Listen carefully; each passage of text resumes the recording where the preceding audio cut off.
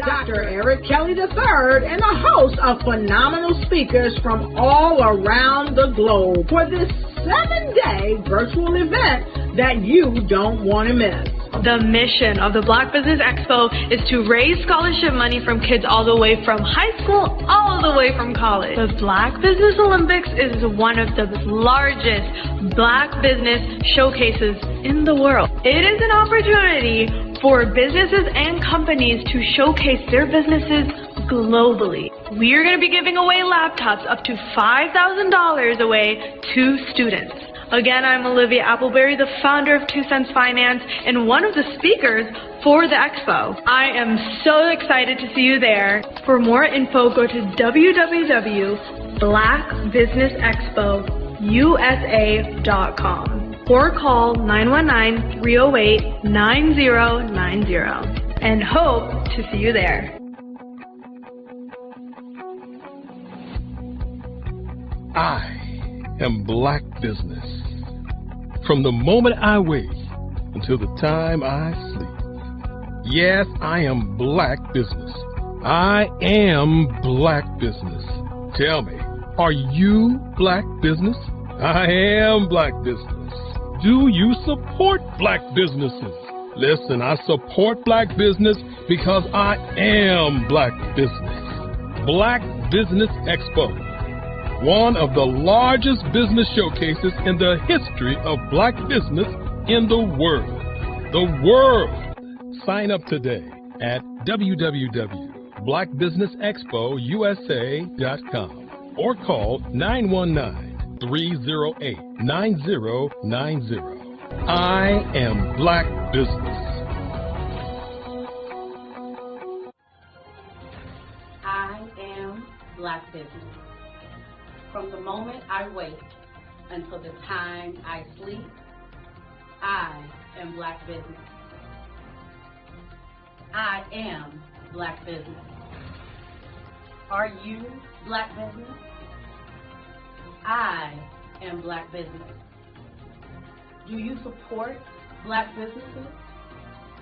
I support Black business because I am Black Business.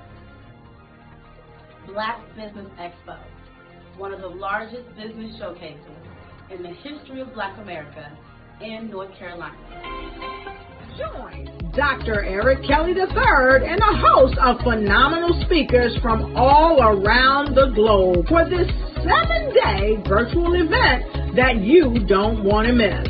The mission of the Black Business Expo is to raise scholarship money from kids all the way from high school all the way from college. The Black Business Olympics is one of the largest Black business showcases in the world. It is an opportunity for businesses and companies to showcase their businesses globally. We are going to be giving away laptops up to $5,000 away to students.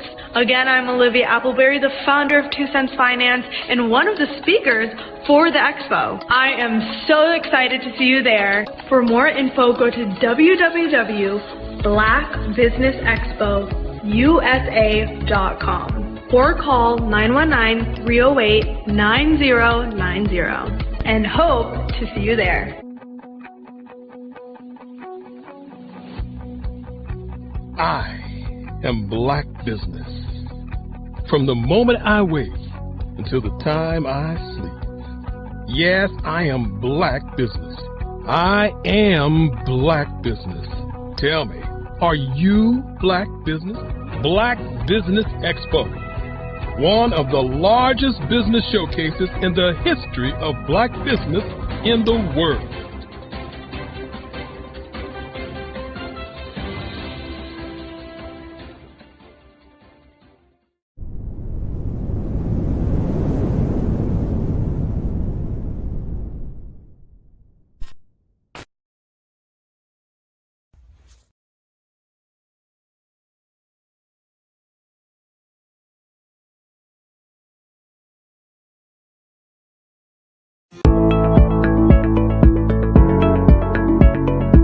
Prepare for what's coming and dominate in economic winter. Stand strong and thrive by showcasing your great products and services globally through the Black Business Network and Black Business Olympics. The Black Business Network has showcased over 2,000 companies with over $7 billion in sales each year. Over 10 million attendees have viewed the rebroadcast each month. Through the Black Business Olympics, unique styles of business training and mentoring are turning students into business owners and entrepreneurial warriors who will dominate in any economy. Gain the ultimate advantage of the Black Business Olympics, 7 days of unbelievable topics and speakers speaking around the globe. Donate your time and experience to provide expertise and scholarships to students worldwide and change the world.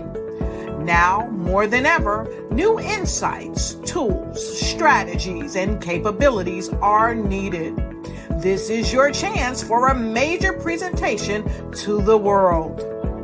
Fill out the form and join the more than 2,000 speakers who have presented to over 200 countries.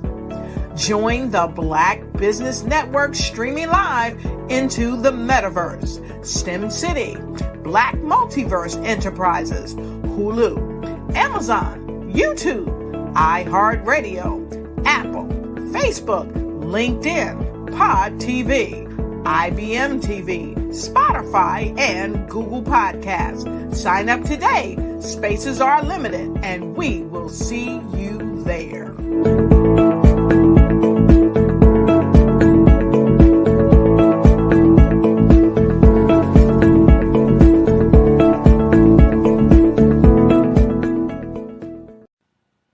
Hello, my name is Kiasi Helm and I'm 14 years old. I think my genius would probably have to be setting goals and achieving them. I say this because ever since I was young, I always wanted to be an author, and at age 11, I ended up achieving this. But not only did I end up becoming an author, I ended up becoming a public speaker, a publisher, a business owner, all these great things. The name of my business is Written by Kids Publishing Company. I decided to start this company because I thought it was important for me to help kids my age express themselves through literacy and just achieve their own goals.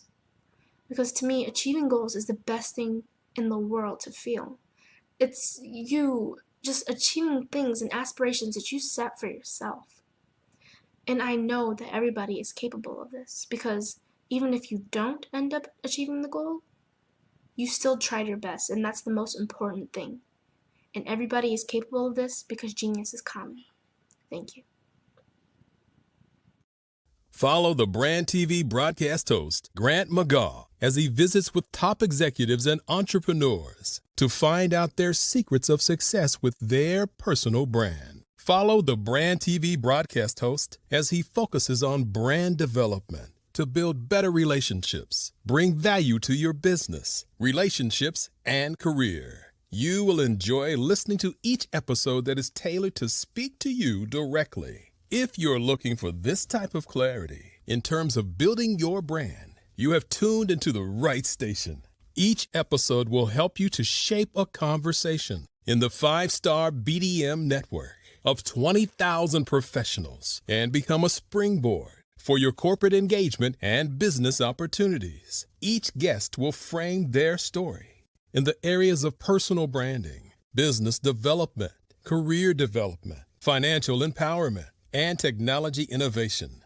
Grant McGaw explains why he is the CEO and owner of his own professional career. Grant is an accomplished business leader and entrepreneur who wants to give back to individuals to grow their personal brand strategy. Tune in as he weaves his story about new possibilities, while to you exceed expectations. If you love storytelling, this show will make for fun.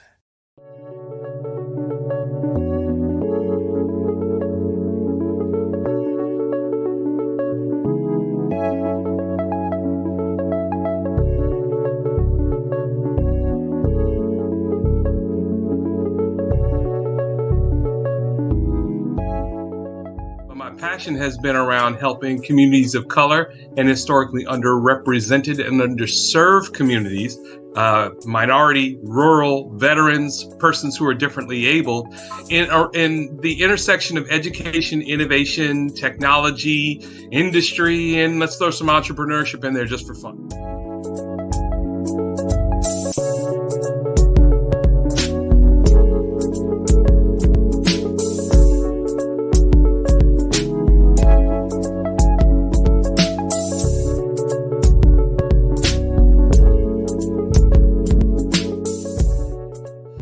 See more around innovation, incubators, accelerators. I love the idea of going from innovation to commercialization.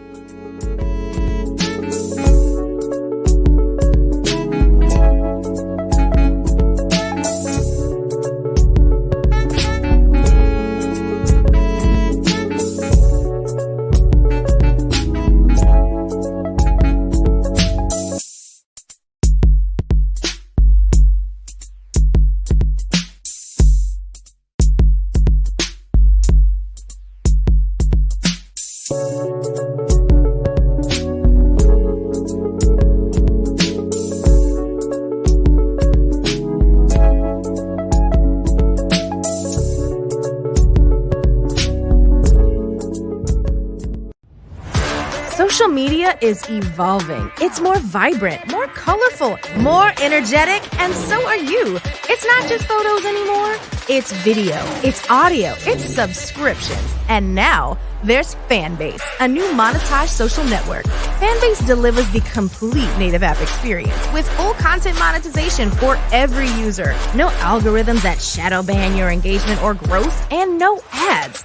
Follow anyone for free and subscribe directly to your favorite creators for $4.99 a month. Plus, show some love by tipping on any post. Also, make a Fanbase page and monetize your content the same way. Finally, connect with your followers by posting the amazing content you already create. And now, get paid for it. It's time to energize and monetize, because everyone's a fan of something and everyone has a fan base.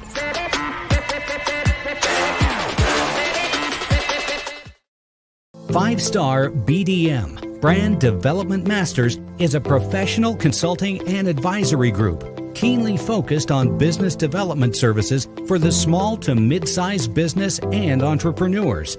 Although every business is unique, they often share business development challenges that can be addressed through smart branding. Services include process improvement and operations, digital strategy and transformation, business intelligence, digital marketing, and personal branding.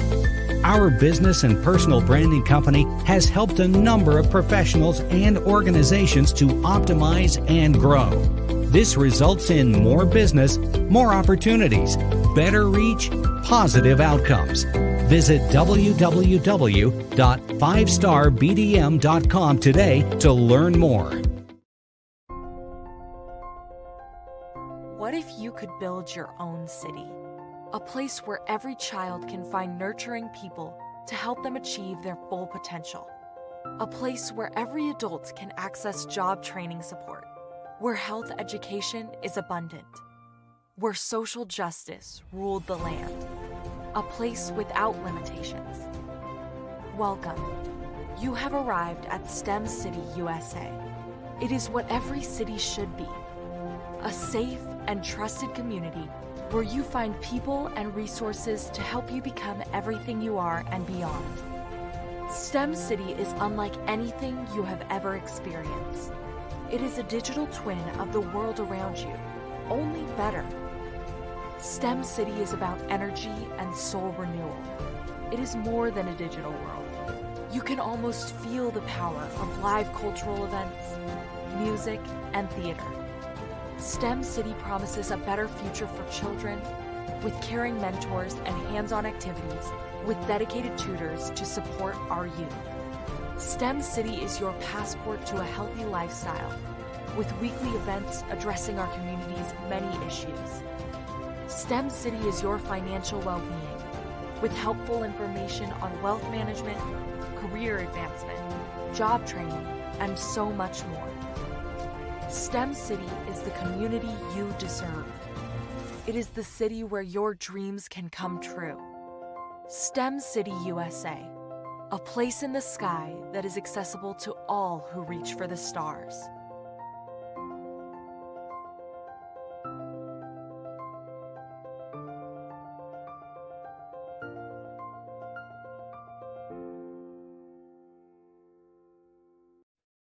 Hey everyone, it's Grant McGaw, CEO of 5-Star BDM and host of the award-winning Follow the Brand podcast and TV series, where I help you to build a 5-star brand that people will follow. My genius is personal brand development through intelligent communication and helping you achieve your business and career goals. I am a requested speaker on digital technology and brand development issues. I want to work with you to increase the value of your current opportunities while attracting new ones. Every one of you is unique, and we all share challenges that can be addressed through smart branding.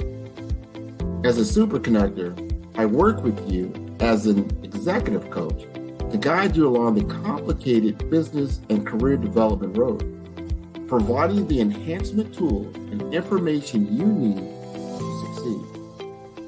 Together, I will help you succeed in today's challenging business climate. I will evaluate and measure your progress.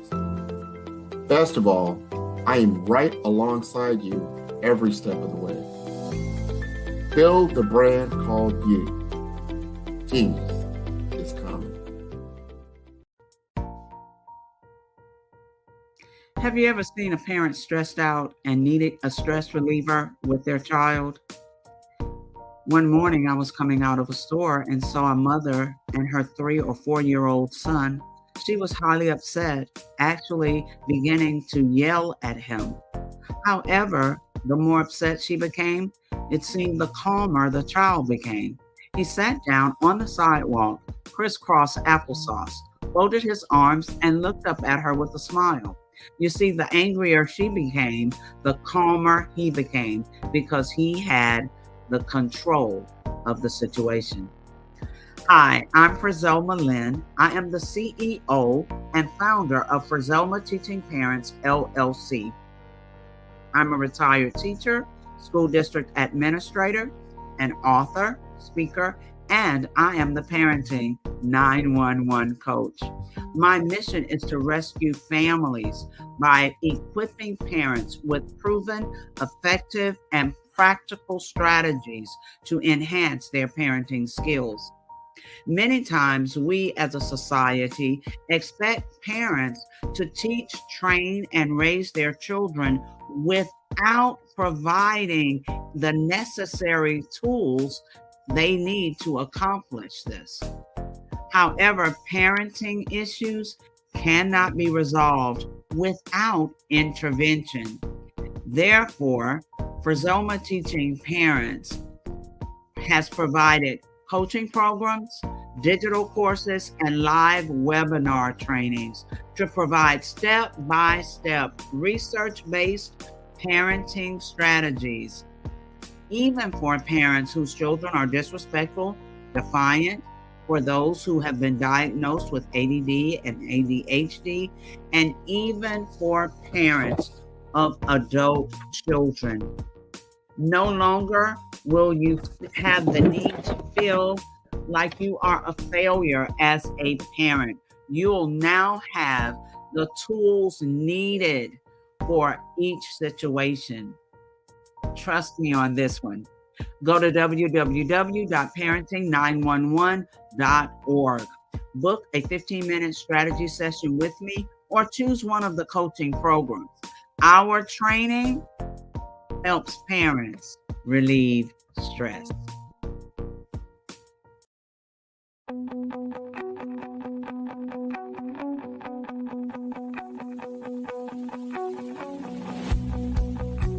I am Black Business. From the moment I wake until the time I sleep. Yes, I am Black Business. I am Black Business. Tell me, are you Black Business? I am Black business. Do you support Black businesses? Listen, I support Black business because I am Black business. Black Business Expo, one of the largest business showcases in the history of Black business in the world. The world! Sign up today at www.blackbusinessexpousa.com or call 919-308-9090. I am Black business.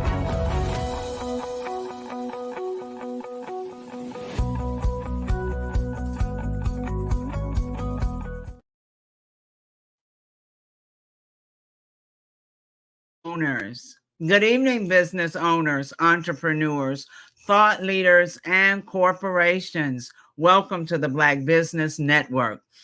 My name is Frizelma Lynn, and I am your business moderator for this evening on the Black Business Network. The Black Business Network is a 24-hour business network showcasing Black businesses, business owners, entrepreneurs, and thought leaders worldwide. We have speakers from North Carolina, London, Singapore, Africa, Japan, and cities all over the United States. The Black Business Network is a global community sharing its business knowledge to empower, inspire, and educate businesses about business. Our first speaker is Kimberly Michelle, also known as the Purpose Pusher, a remarkable and highly sought after kingdom visionary, mindset coach, speaker, educator, and successful beauty and wellness business consultant. Most recently, the recipient of the 2023 Presidential Lifetime Achievement Award from the President of the United States. The 2023 Trailblazer Award from the Herpreneur Network and the 2023 Woman of the Year from the Gentleman's Course. According to Exodus 31:3, her craft and talents have been divinely inspired, and she has harnessed them to make a significant impact in the lives of countless women. As the CEO of K. Michelle Enterprises, Kimberly has proven herself as a dynamic and versatile leader. Her areas of expertise span across various industries, including beauty and spa ownership and consulting, scaling businesses from 6 to 8 figures in 90 days, millionaire coach to coaches, and a 10x best-selling author. Let us welcome to the stage Kimberly Michelle. Oh, hello. Hello, beautiful. Thank you so much. Absolutely wonderful. We have this green vibe going on today, it seems. Yes. Welcome to the stage. And now I see the interviewer for you will be Mr. R.J. Stevens. So let me say this. I'm looking forward to hearing from you.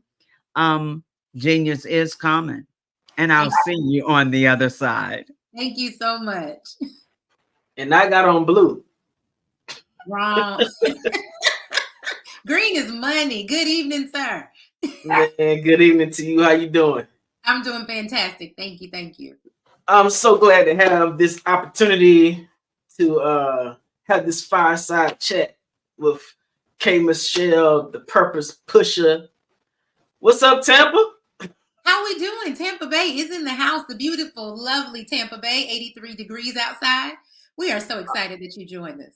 I'm not in Tampa today, so I don't get to have the 83. Okay, here's some sunshine. Listen, Purpose Pusher, something you left out of your bio was your recent reign or continual reign as Hillsboro's queen. What kind of queen? What kind of queen are you again, Miss Crown Lady? Yes. I am your 2024 Miss Hillsborough County Petite Queen, and you're recently crowned Miss Gulf Coast Petite, which is 4 states, and I'm going for Miss USA in July. Come on, Miss USA. That's amazing. I'm so happy and proud of you for representing us so well. Thank you so much. Listen, let's talk about this coaching stuff you're doing, because your thrust in coaching sort of emerged, right? I met you while you were doing a lot of inspiration and broadcasting and streaming and stuff like that. But then you jumped on this coaching thing and you just ran. Matter of fact, I remember when I met you. Okay. It was the 2/2/22 event that we did in 2022, and you were there with some other people, and we connected and all that kind of stuff. So it's just evolved over time. What made you go from credit repair, Forex, broadcasting on streaming to coaching? What was the evolution of that process like? Woo. Okay, so when you met me in 2022, mind you, I had just done 23 years in the Air Force, right? So, but in 2020 was the roughest part of my life. 2021, I got a divorce. And so in 2021, when I got that divorce and I decided to leave, I said, now, God, we can't fail. Okay, now I don't want to be out here failing. I've seen people leave or people make transitions in their life and they just completely failed and it was over for them. And I said, God, this was a huge step in my life, so I cannot fail. I'm going to do anything. I'm a mother of 5. I'm retired Air Force. I'm out here in ministry. I'm a coach. I cannot fail. So I said, I'm going to do whatever it takes. I did credit repair. I had my 3 spas opened. I didn't want to lose them. I did Forex. I did whatever MLM was out there. I felt like this is where the problem is we get in God's way. And so I felt like, God, I know you got me, but let me just help you.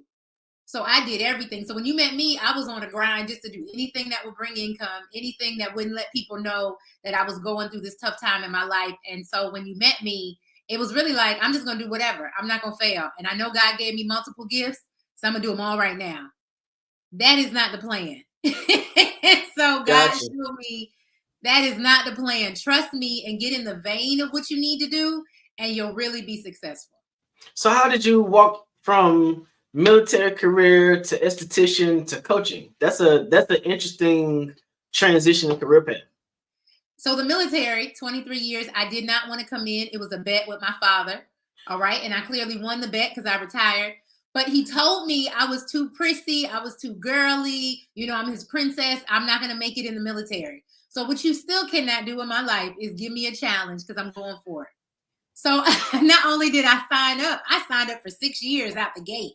Like, I got this. And so I did the military. And after my father transitioned in 2017, I was like, I'm going all the way. And so after that, I said, but what is it I still want to do? Right? I never wanted to do the military. So when he transitioned, I said, okay, I'm finally going to go after what I've always wanted to do, which was be in beauty. I didn't know I was going to own a spa, but I was just like, God, I love seeing people, you know, that have confidence and that are excited about who they are. And so when I became an esthetician and I saw that I could help people with their skin, because the one thing that we have, the biggest organ in our body, the largest, is skin. You only get one. And so I said, wow, I can make a difference in those people who are worried about aging, who are worried about acne, who have hyperpigmentation, right, that happens in our community. And so I said, okay, I can make a difference as an esthetician. So I decided to go to school. Of course, I was almost the oldest in my 30s. So I said, well, I'm going to open a spa. So I opened my first one right out the gate. Then I said, I really like this. So I opened a second and a third. And then I said, wait, I don't want to be working on people every day, right? I got to bend over. I got to sit at the chair for an hour. And I believed in God using our hands wisely, right? So God said, you know what? You can do this and you can get paid a certain amount an hour, $100 an hour, or you can teach people what you do. You can mentor people. You can make people like you that do what you do, and you can double and triple that. So light bulb went off and I said, okay, God, I'm going to coach people to do what I do. And people kept asking me, how are you so successful? How did you open 3 businesses? I have no degree in that. No one ever taught me how to do that. God literally downloaded what I need to do. And so I turned that into a coaching business, and now it has blown up. So there's a lot of, definitely after the pandemic or during the pandemic, a lot of people made transitions. Coaching, life coaching, business coaching has become very normal for people to walk into after they finish one career experience. Are you using any strategy? Is there some kind of thing that you have behind the scenes that thrust you out so that people can find you? How is your coaching business becoming so influential in the market right now? So you have to have a system and a strategy, right? Nobody taught me that in the beginning. I thought you could just have a want and a passion for it, and you could just go coach people and they would flood to you. But that's not how it works. You have to have a system and a strategy of getting your leads, getting these people that find out about you, finding your tribe. Then when they come to you, you have to give them something of substance. I also didn't know that. I thought, when they come to me, then we'll have some fun and I'll teach them some things. I did not know I needed to have substance and actually see transition happening for them. Actually have real numbers, real goals, and something really that I could define that actually showed they had a change. Otherwise, they're not going to pay me, or they're not going to pay me what I deserve, because now it's just a hobby and I haven't really given them some concrete evidence that they've had a change or a breakthrough. So how was it that you did your pricing model so that you could be compensated at your own perceived value and make your clients okay with paying you the amount that you felt like you deserved? This is my biggest part. Many people go out and just make up a number. You cannot do that. So I invested in myself first. And so I had to pay what I expected other people to pay me. So when I went out saying, I want somebody to pay me $500 or $1,000, I had never invested that much in my own craft. How could I expect somebody else to pay me that? So I started investing in coaches and mentors and actually paying the price and doing the work, paying $5,000. I paid over $20,000, over $30,000 for the coaching that I needed. So I could turn around and say, hey, my coaching is valued at $1,000 because I have my certifications. I've done the work. I've even done the personal breakthrough work. So now I can assist you. So that's what happened. My pricing model did change.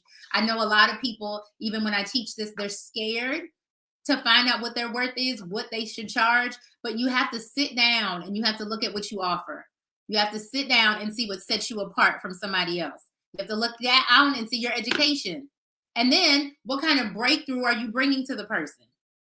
That's going to determine your pricing. So you're talking about developing a unique perspective towards a person's transition, right? Earlier on, I was one of the few Black or brown individuals who were a part of the JM team, right? And so with that, it taught you a particular strategy and sort of made you sort of cookie cutter towards your delivery of people, towards your mechanism and your strategy. But what it sounds like you've done has been able to become authentically and uniquely you while you're developing your core strategy. How did you determine what it was that you wanted to focus on from an individual perspective that could assist someone in moving forward in their career? So the biggest thing I had to do was the research, right? What are the pain points that people are having? So what I noticed, even why people call me the purpose pusher, is because I talk to so many women. They all have issues. Men all have different issues, but nobody knew their purpose. And so you could be successful. I've met millionaires that I still coach now who are great in business, but don't know their purpose for life. Don't know why they're here. Don't know why they wake up every day. And so you can be successful in business and make money, but if you don't know your purpose, it's not sustainable. So I started saying, well, now who is teaching people what their purpose is? How do they discover it? And then here's the second part where I really took off is then how do you walk in it? Because people are so quick to identify what you're missing. They're so quick to identify what you're doing wrong. But now that I've identified my purpose, how do I walk in it and how do I become profitable? So that's where I started seeing the breakthrough, is when even with my clients that I helped discover their purpose, they were still stuck. Okay, so my purpose is I'm here to change the world, but now how do I do that? And what does that look like? And then how do I make money from that? So that's when I started seeing more success in my business, is when I not only taught the people what, but I also taught them how. And my newest thing is I taught them how to do it in 90 days or less. That's So we've taught like business sessions and classes together. Yes. And I noticed that we both had a unique approach. It worked because we were not sort of trying to drive people down the same road. Right. And we were being authentic to who we are. But I did notice that your approach was a whole lot more personable to the person. Find out what it is you want to do. Why does that speak to your heart? Have you found that you're getting better results as you're transitioning people that way than what you would normally see in a normal business coaching process? Yes, because just like you said, nobody's cookie cutter and nobody's experience is the same. So even for your purpose, I still have to identify what sets you apart specifically from somebody else. Because like you said, there's so many coaches out here now. There's so many people that want to have, a life coaching business or mindset coaching or transformational coaching. But what sets you apart? So the first thing I do with my clients is a discovery call. We are going to discover what makes you different. What is your niche? What I love is like when I get people in the medical field, right? Because you were a nurse. So you physically help somebody. You physically help heal them. But now as a coach, you can help heal their mind. You're just, you're a double, what's the word? You're a double threat. You can really help somebody more than in just one area, because now you can apply your medical principles. I had a young lady. She's my favorite one so far. She went to jail, right, for doing money laundering. She did some bad things with money. So she tells her own story. She went to jail for that. When she got out of jail, she said, I'm going to do it the right way, and I'm going to make money the right way. She started doing that, started a coaching business. But then she got in front of some Caucasian people, and because of her past, she said she didn't know how to reach them. I said, don't be afraid of your past, address your past. So now she took her past of being in prison, being behind bars, and used that to deal with the mindset of those people that were wealthy. So she taught them, you might be wealthy, but you're still in a prison of your mind. What would it feel like for you to come outside of that? What would it feel like for you to be free? And she said that blew her to her $1 million range, because she started not being ashamed of her past, but using her past to catapult her. So find out what your niche is and work in your niche. Wow, that's amazing. So find out what your niche is and work in your niche. Yes. But how you learn to find out what your niche is when you were in a military environment where they sort of make everybody wear the same thing, eat the same thing, go the same way? What was it about the military experience that you brought over to the coaching experience that made you more effective? What I love about the military is that they're doing it intentionally, right? So everything we do has to be intentional. So they intentionally make you all the same, break you down, so you'll be at the same starting point, because everyone comes from different backgrounds, different mindsets. So the military breaks you down to build you back up, and then you can express yourself. Many of us just want to express ourselves, but no, you need to be broken down. You need to conform to something first, get your foundation, and then you can grow and expand from there. But let's build the house first. Let's get the foundation before you're trying to tell me about the inside and the crown molding and the different floors. We just need the foundation first. Do we have a house? Because you're too worried about what's going inside. So the first thing you have to do, even with your business or be successful in business, is what is your foundation? Who are you marketing to? What are you trying to sell? What is the reason for you doing what you're doing? You're doing because business is not easy and it's not always fun. So if you know your purpose for doing it, it changes the way you do business. That's awesome. If you know your purpose, it changes the way you do business. Now, what if I am knee deep in business, invested in, like locked and loaded, but I realize one day that I don't have passion for this anymore? What do you suggest for people who are looking for a moment to transition? First of all, passion will not get you anywhere. I love having these conversations with you, RJ, because passion is what our problem is anyway. We are chasing passion. Stop worrying about what makes you feel good and what makes you smile. No, it's what do you purpose to do, right? I'm sure there's a lot of things in life that you could be successful at, but that is not your purpose. So if you are knee deep in something that you just have a passion for, you need to stop and refocus and probably redirect yourself. First of all, there's nothing wrong with redirection before it's too late. Okay. Many businesses fail because they're afraid to redirect. They're afraid to refocus. They're afraid to admit they got it wrong. You can look at companies like Amazon, right? Just started off doing books, but what is he doing now? Where have they refocused now? Where have they repositioned to, right? Walmart. People said, oh, Walmart was doing great. But then Walmart said, we got to jump on the digital train. We got to jump on having shoppers. I was in Walmart the other day. They have a new lane just for like these Instacart people. Because they said the Instacart people are having to wait in line, which makes their time too long. And now people aren't tipping them. So Walmart came up with a special lane just for online shoppers. So they're keeping up with the trend. Sometimes you just have to refocus and redirect. Don't just go out of business because you're knee deep in a passion that doesn't work anymore.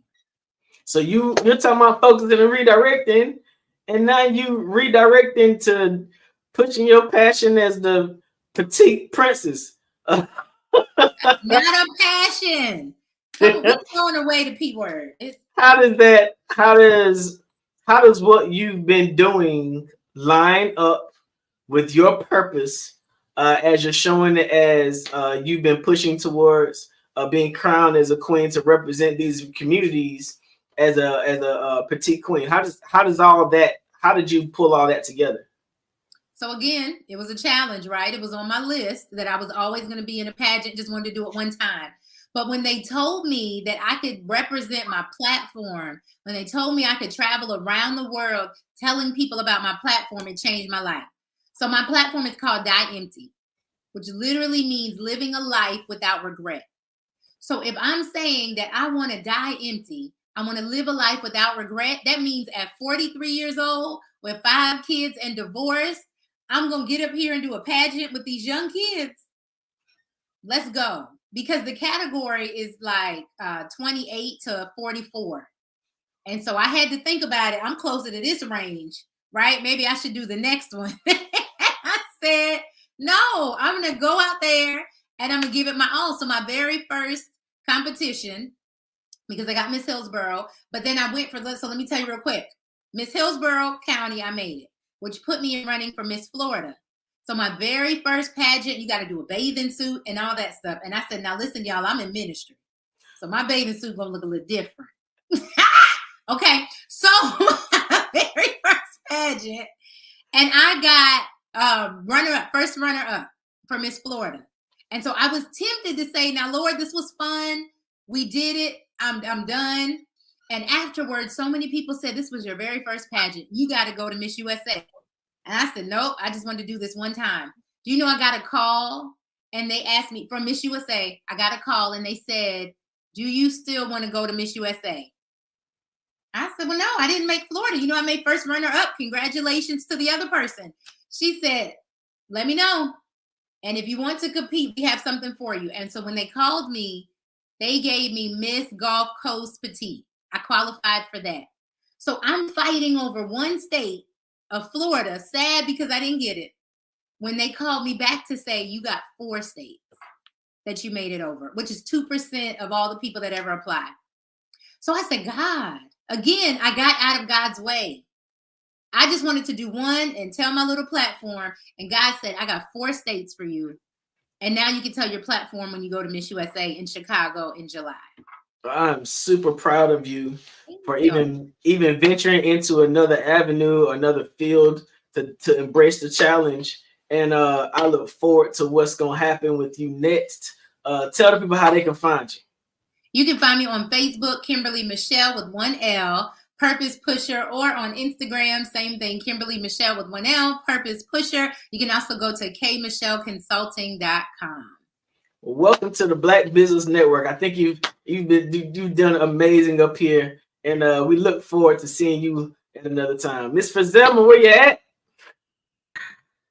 Here I am. Oh, that was so amazing. Thank and you. I honestly just love the genuineness. You know, you just kind of enjoyed yourself. And then you gave us all of this information. So we appreciate it so very much. Thank you so much for having me. Yes. Yes. Genius is coming. And I'll see you all on the other side. The Black Business Expo's mission is to raise funds for high school seniors going to college or K through 12 entrepreneurs.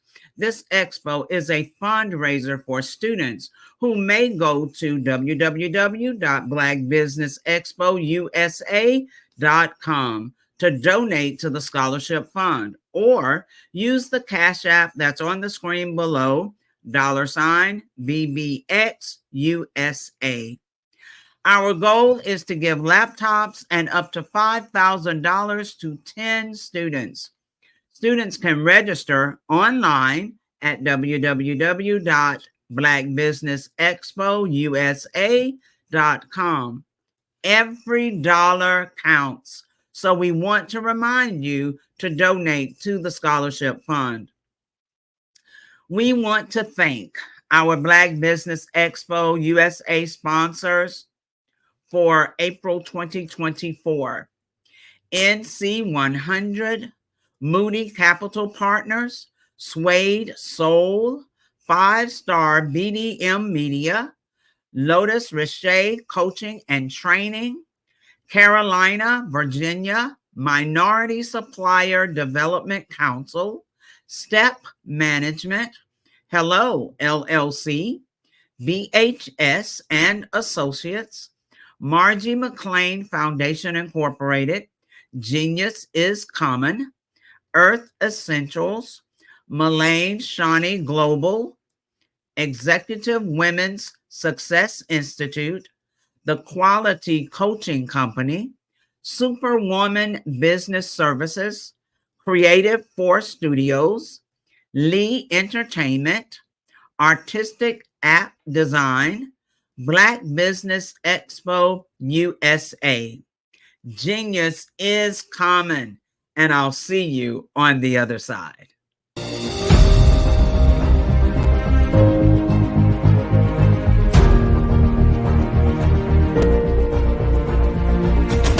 Hello, ladies and gentlemen. Allow me to introduce myself. My name is Tara Bush, and I am the co-founder and COO of the Hello LLC, where our mantra is helping everyone live life optimally. And more importantly, helping entrepreneurs leverage leading-edge optimizations. We help businesses build, brand, automate, and pivot into the future. With over 22 years of corporate C-level experience, I carry a wealth of knowledge and expertise in my professional portfolio. My professional journey has encompassed various facets of business, executive leadership, project management, marketing, systems, space planning, and strategy implementation. I have had the pleasure of partnering with and managing multi-million-dollar projects for the top Fortune 500 companies, prestigious universities, and well-known sports teams around the world, like ExxonMobil, Apple, Samsung, Citgo, HP, Ziegler-Cooper, the Houston Astros, the Dallas Cowboys, Bank of America, and Vanderbilt University. What fuels my drive is a passion for innovation and creativity that knows no bounds. I thrive on pushing the boundaries and thinking outside the box to bring fresh, ingenious ideas to the forefront. I turn visions into reality.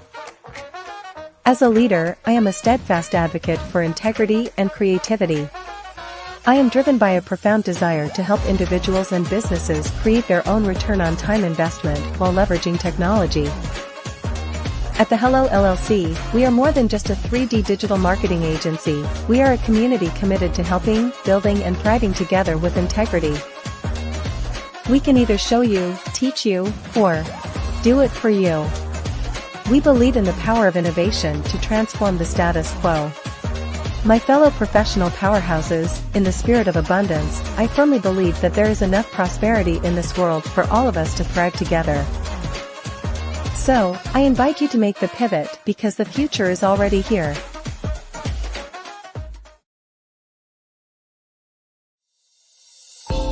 Over the past few years, we've seen the growth of existing and new initiatives focused on financial inclusion, building global networks, and reducing the wealth gap in response to the idea there's not enough seats at the table.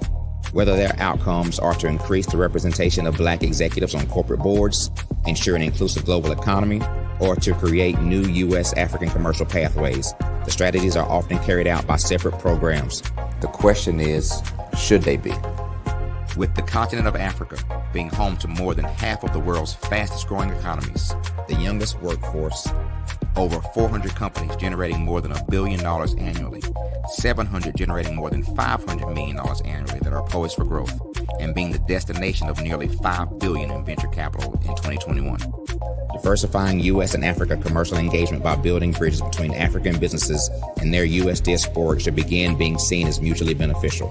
From helping to reduce Africa's enormous capital gap to catalyzing two-way trade opportunities, the COVID-19 global pandemic hopefully has taught us that global challenges and opportunities are more interconnected than we thought.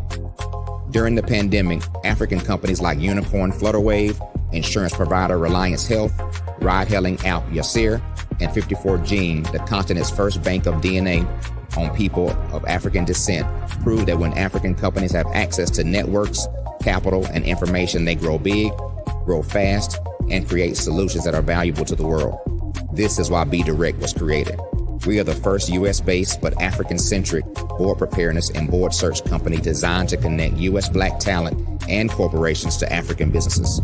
Unique and fundamental to Be Direct's success is our process of helping board candidates adapt their experience and networks to an African context before they're connected to high-growth companies that are looking to locally and globally scale.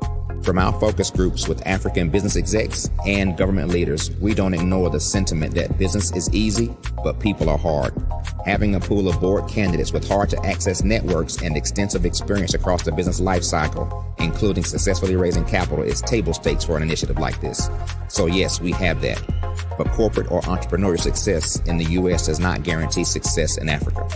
Developed alongside industry partners on the continent, our training program, Be Direct Prep, is designed to transpose their experience to create cultural comfort, understanding, and a commitment to helping businesses in Africa scale. Our board governance sessions are African, continental, and country-specific, integrated with cultural awareness and dexterity training, masterclasses led by African industry execs, and mentoring and coaching from African continental-based facilitators. But even more unique to Be Direct Prep, we cap off our training program with an immersion trip to help candidates that have not been to Africa before see and feel Africa's complexity and opportunity from African soil. We all know traditional network-based board placement has historically left a lot of us out of ever really being in the paid board pipeline. Our strategy supports the work of many great organizations that are successfully filling seats at U.S. board tables by creating more tables for those that are still left on the sideline. It's time to start seeing the role and value of U.S. Black talent and businesses on the continent of Africa differently. Old perceptions and habits limit economic inclusion. Let's transition Black talent and the African businesses they will support from the periphery of the global economy to its core. Living in a global lockdown, we all know now how fast local and global economies can change, and see the value of having businesses that hire, strengthen local value chains, and even grow globally. Status quo in any form holds back progress. We must democratize U.S.-Africa commercial engagement by socially and economically connecting cultures that have long been disconnected.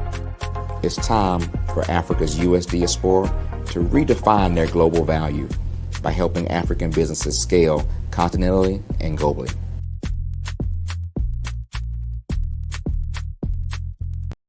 Follow the Brand TV broadcast host, Grant McGaw, as he visits with top executives and entrepreneurs to find out their secrets of success with their personal brand. Follow the Brand TV broadcast host as he focuses on brand development to build better relationships, bring value to your business, relationships, and career. You will enjoy listening to each episode that is tailored to speak to you directly. If you're looking for this type of clarity in terms of building your brand, you have tuned into the right station. Each episode will help you to shape a conversation in the 5-star BDM network of 20,000 professionals and become a springboard for your corporate engagement and business opportunities. Each guest will frame their story in the areas of personal branding, business development, career development, financial empowerment, and technology innovation. Grant McGaw explains why he is the CEO and owner of his own professional career. Grant is an accomplished business leader and entrepreneur who wants to give back to individuals to grow their personal brand strategy. Tune in as he weaves his story about new possibilities, while to you exceed expectations. audience. If you love storytelling, this show will make for fun.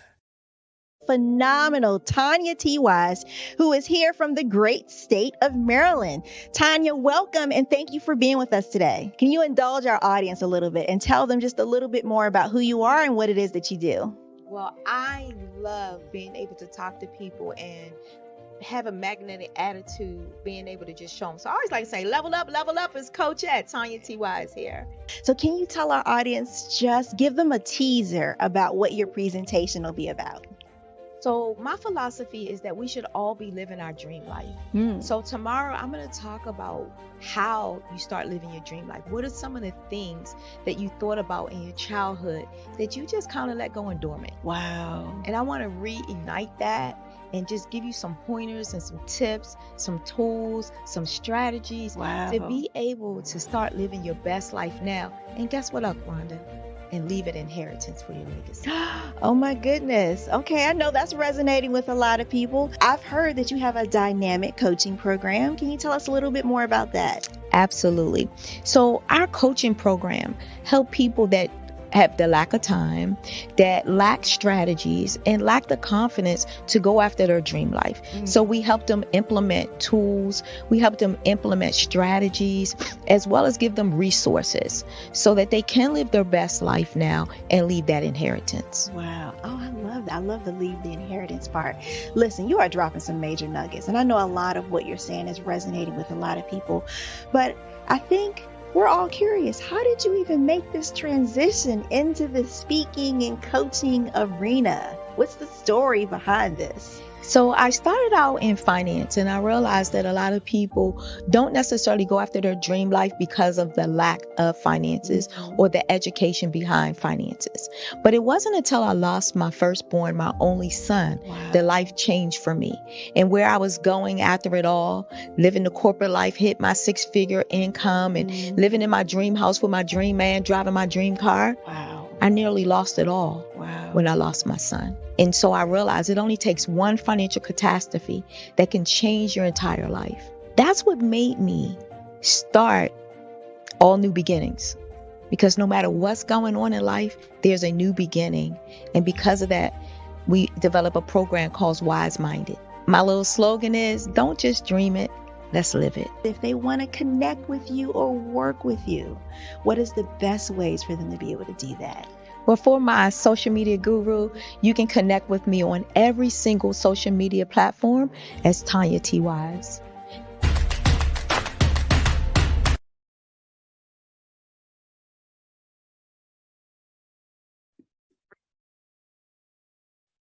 Hello, I'm Dr. Madeline Ann Lewis, President and CEO of the Executive Women's Success Institute. And my genius is helping women accelerate the path to success.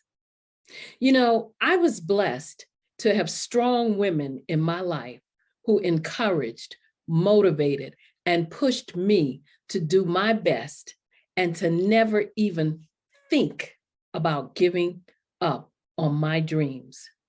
So I say to women, we must show up to rise up. We have talents and potential, but who will see them if we don't speak up and get noticed? I know that women are a tremendous resource on this planet, and there is nothing more fulfilling than helping a woman tap into her full potential. I do this because I want to be a part of helping as many women as I can to show up, to rise up. I do this because genius is common.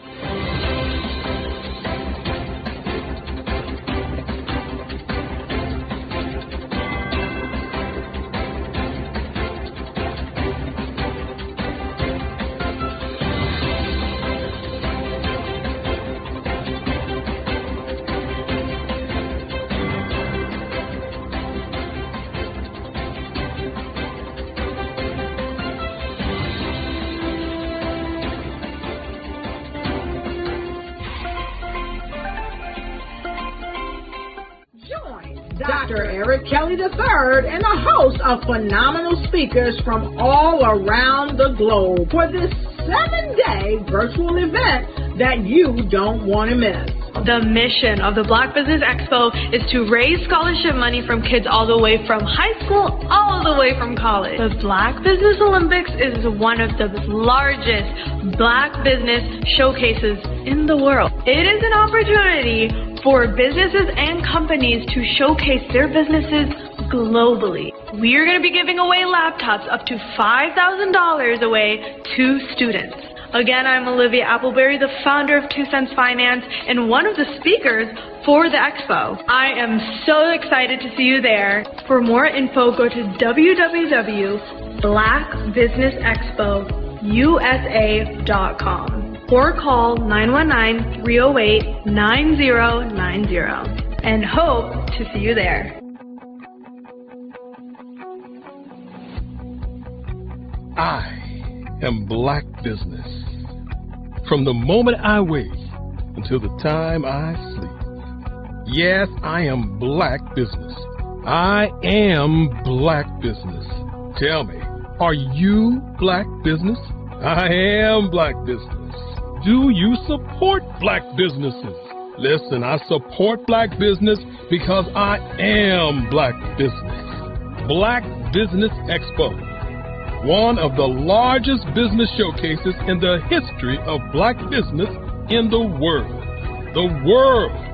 Sign up today at www.blackbusinessexpousa.com or call 919-308-9090. I am Black Business. I am Black Business. From the moment I wake until the time I sleep, I am Black Business.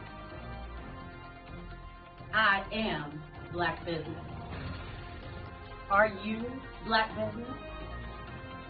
I am Black Business. Do you support Black businesses?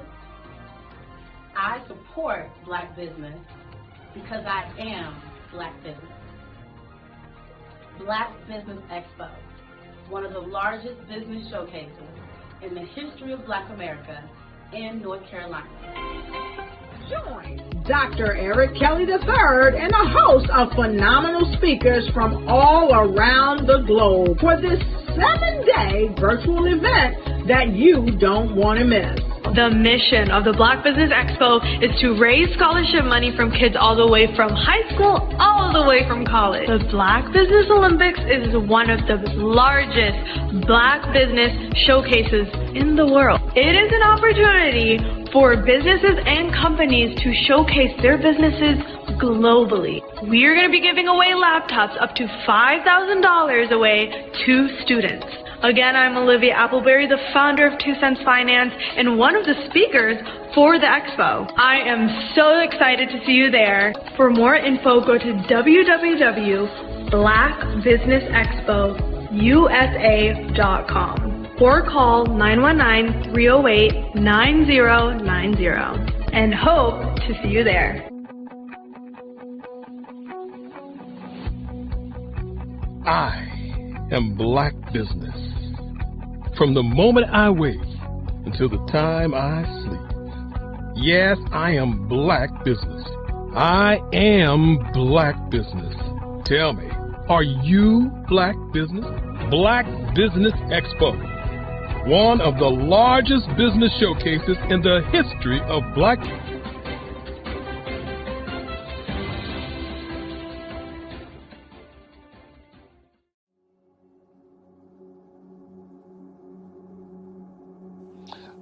I was born and raised in southeastern West Virginia, the coal fields. My father was an AME minister. For me, I was very fortunate. Even though I grew up in the segregated South, I was surrounded by flourishing Black businesses. Doctors, lawyers, bankers, dentists. They were all there and they were all successful. And I guess that's part of my dream, is to see that success come back. My name is Joseph Simmons, and I am the founder of the Center for Micro Entrepreneurial Training. We have this moment in time where we can change the trajectory of people. And our focus is on women, Black and brown entrepreneurs, and their access to capital, their ability to build thriving businesses, the ability to employ people. There's a study that showed that in those three communities, especially Black and brown communities, $1 stays in those communities for 30 minutes. In white community, $1 stays in their communities for 8 hours. So think about it.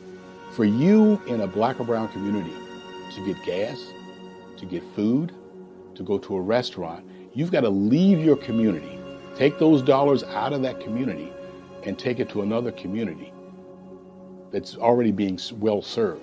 So if we can reverse that, if we can go from 30 minutes to an hour to 2 hours, that's progress. That's what we need to do. I was with SCORE, and then in May of 2020, of course, the events happened in regards to the murder of George Floyd. The other thing that I was experiencing was the denials of federal funds for small businesses. And it revolved around one thing. These businesses were not being prepared for grants and for government programs. And I came up with the idea for the Center for Micro-Entrepreneurial based off those two things. Morgan Stanley had a report out in 2020, first quarter, and it talked about there were 3 groups that were massively devastated by COVID-19 on their business. That was 1, women, number 2, Black, and number 3, brown entrepreneurs. The research showed that they had less cash on hand, they had less opportunity to go into a bank and get money, and they were very dependent on family and friends to keep their business up and running. If we can focus on those 3 groups, then we can have a dramatic impact on our communities. Really, the focus is on 3 areas. And those 3 areas are 1, the people, number 2, the courses, and number 3, a support network. Here at CMAT, we will provide you with the fundamentals for generational success.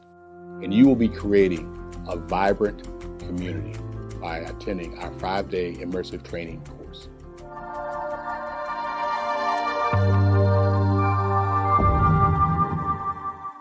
Five-Star BDM, Brand Development Masters, is a professional consulting and advisory group keenly focused on business development services for the small to mid-sized business and entrepreneurs. Although every business is unique, they often share business development challenges that can be addressed through smart branding. Services include process improvement and operations, digital strategy and transformation, business intelligence, digital marketing, and personal branding. Our business and personal branding company has helped a number of professionals and organizations to optimize and grow. This results in more business, more opportunities, better reach, positive outcomes. Visit www.fivestarbdm.com today to learn more.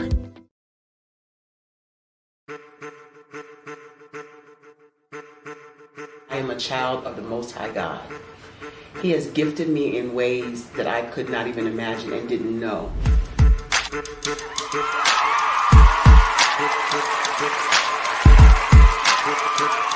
There was a time when I didn't know who I was. I listened to other people tell me who I should be, what I should do. I listened to people telling me that I should be a boutique owner, that I should be a construction manager, that I should be a laborer. Have you ever felt like you should do something else, be something else, go somewhere else, be wherever you wanted to be, and you felt like you were in a box? Anybody in the room? And you couldn't get out. Anybody in the room? And you kept trying to go and you couldn't get out. Anybody in the room? But let me tell you, you need to rock the box. Rock the box.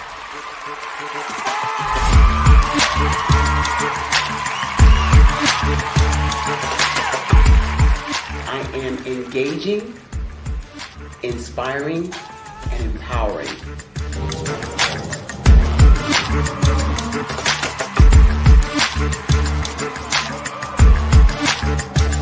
I would give you everything I know.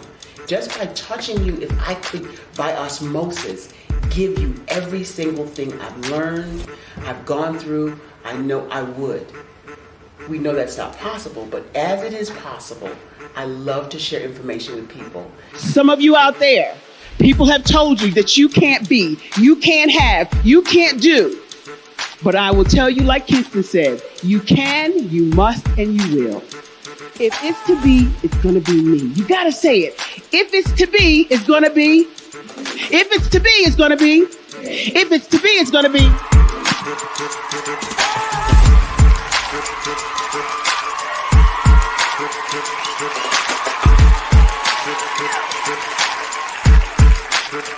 Barbara is because she believed what her mama said about her and not what other people told her. Every day you wake up, when you're in a situation, it's your choice whether it's an advantage or the disadvantage. She gained her confidence and her life, and now she is a testimony. If I can help you elevate yourself, then I feel like I'm elevating my own self as well. What you know and I know together can change the world.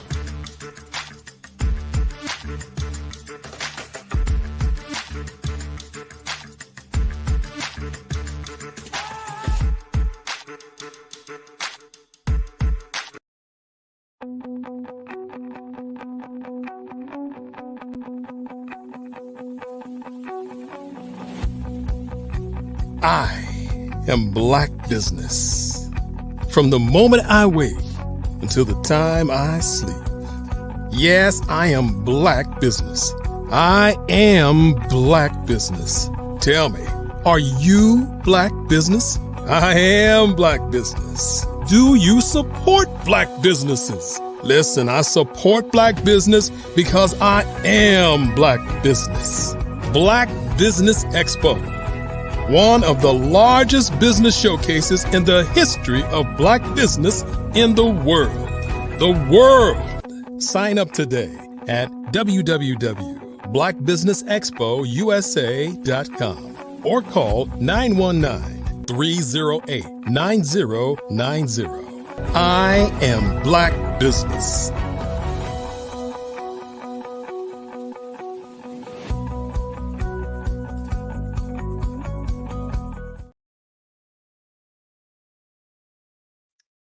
Good evening, business owners, entrepreneurs, thought leaders, and corporations. Welcome to the Black Business Network. My name is Frazelma Lynn. I am your business moderator for this evening on the Black Business Network. The Black Business Network is a 24-hour business network showcasing Black businesses, business owners, entrepreneurs, and thought leaders around the world. We have speakers from North Carolina, London, Singapore, Africa, Japan, and cities all over the United States. The Black Business Network is a global community sharing its business knowledge to empower, inspire, and educate businesses about business. Our next speaker is Wesley Green. He is an entrepreneur that is enthusiastic about all types of businesses. He currently is the co-founder of Black Baron Transport LLC, along with Southland Freight Solutions LLC.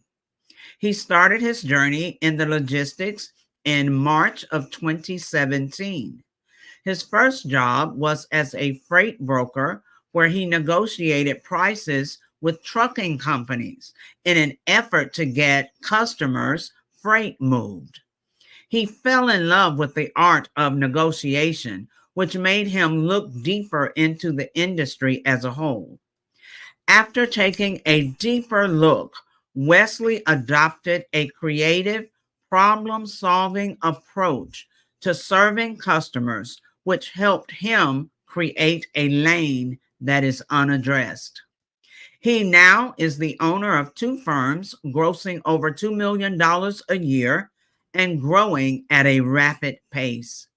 He is a loving husband and father of one with another on the way.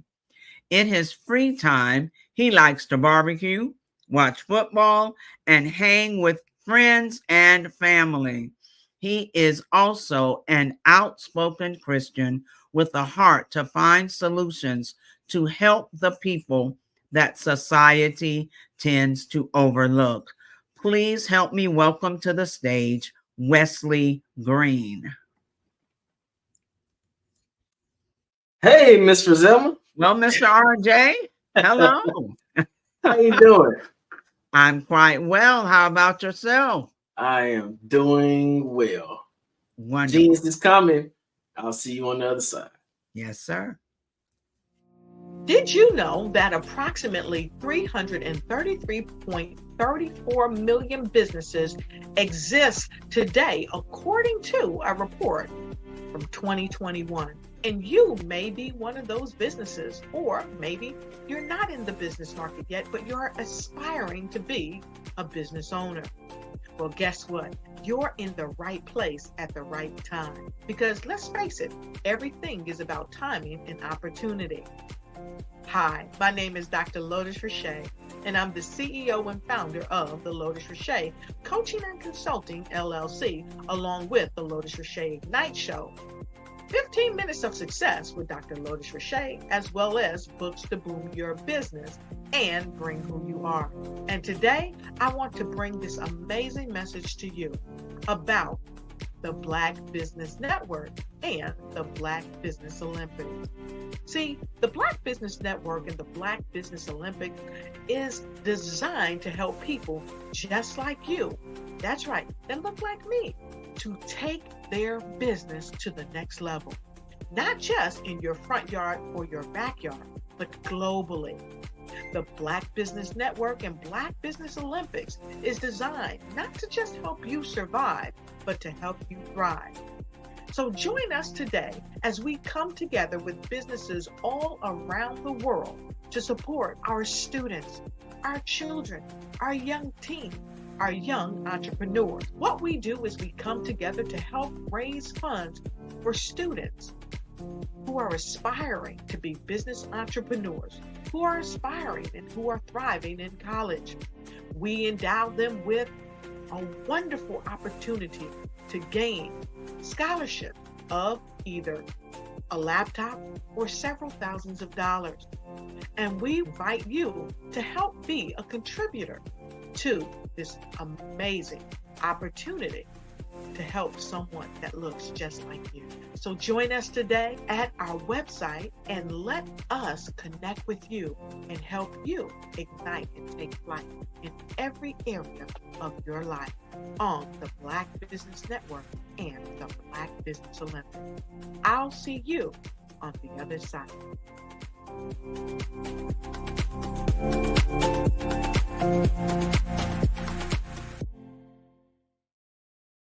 I'd like you to imagine with me, if you will, opening an app where you can collaborate with like-minded individuals from around the world, get inspiration and in-app tools to launch and grow your business, as well as share your knowledge and earn compensation, all in one app.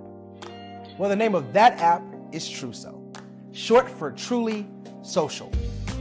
Hi, I'm Matthew Newman, the founder and CEO of Truso, a new concept in social media. Truso is designed from the ground up to be a platform that's both social and empowering for all its users. How exactly do we do that? I'm glad you asked. First, Truso brings the world together via video.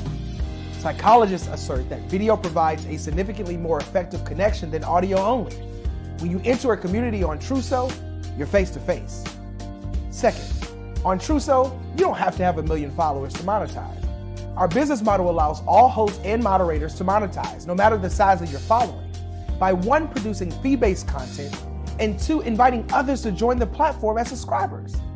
Even more, Truso has an in-app resource library with over 100 free resources, forms, and documents to help you build your brand and grow your business. Third, Truso is inclusive. The deaf and hard of hearing communities make up 360 million people worldwide.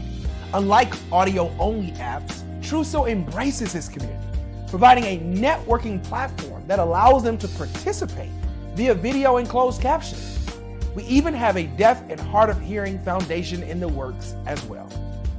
Fourth, Truso is both social and safe. We refer to Truso as a virtual extension of the beauty shop, barbershop, and brainchild of the community. A place where there's laughter, along with wisdom, growth-oriented conversation, and genuine connections in a safe space. Truso even has proprietary security to ensure we maintain a safe environment for everyone. Where are we at now? Truso is live, y'all. We've launched in beta and we're acquiring users daily. We have an incredible development and marketing team, plus amazing celebrity influencers at the table, helping us spread the word around the globe, beginning within the African diaspora and beyond by creating a safe space for growth, connection, and collaboration. We're truly excited about Truso. We've created something special for which there is a global market. And we invite you to embark on this journey with us as a shareholder. The future for Truso is truly bright. Join us and let's go there together.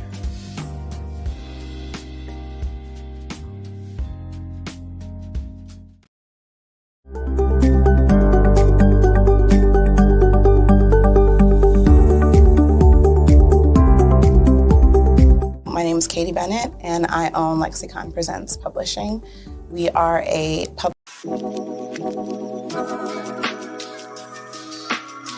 The African company and the African CEO is making a conscious decision to bring on someone external to the continent versus bringing on someone who is from Ghana or Kenya or South Africa. And so the skill sets of the people that we take through our executive leadership training program and ultimately on the placement, obviously have to be extremely high caliber.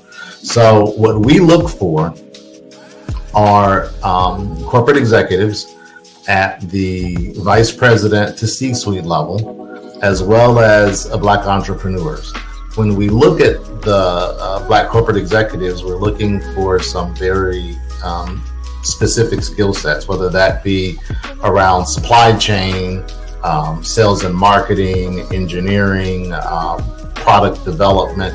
We want our folks to be able to add immediate value to the corporate board, right? And the other thing is, even if they don't necessarily have specific industry experience, they're bringing a diversity of thought.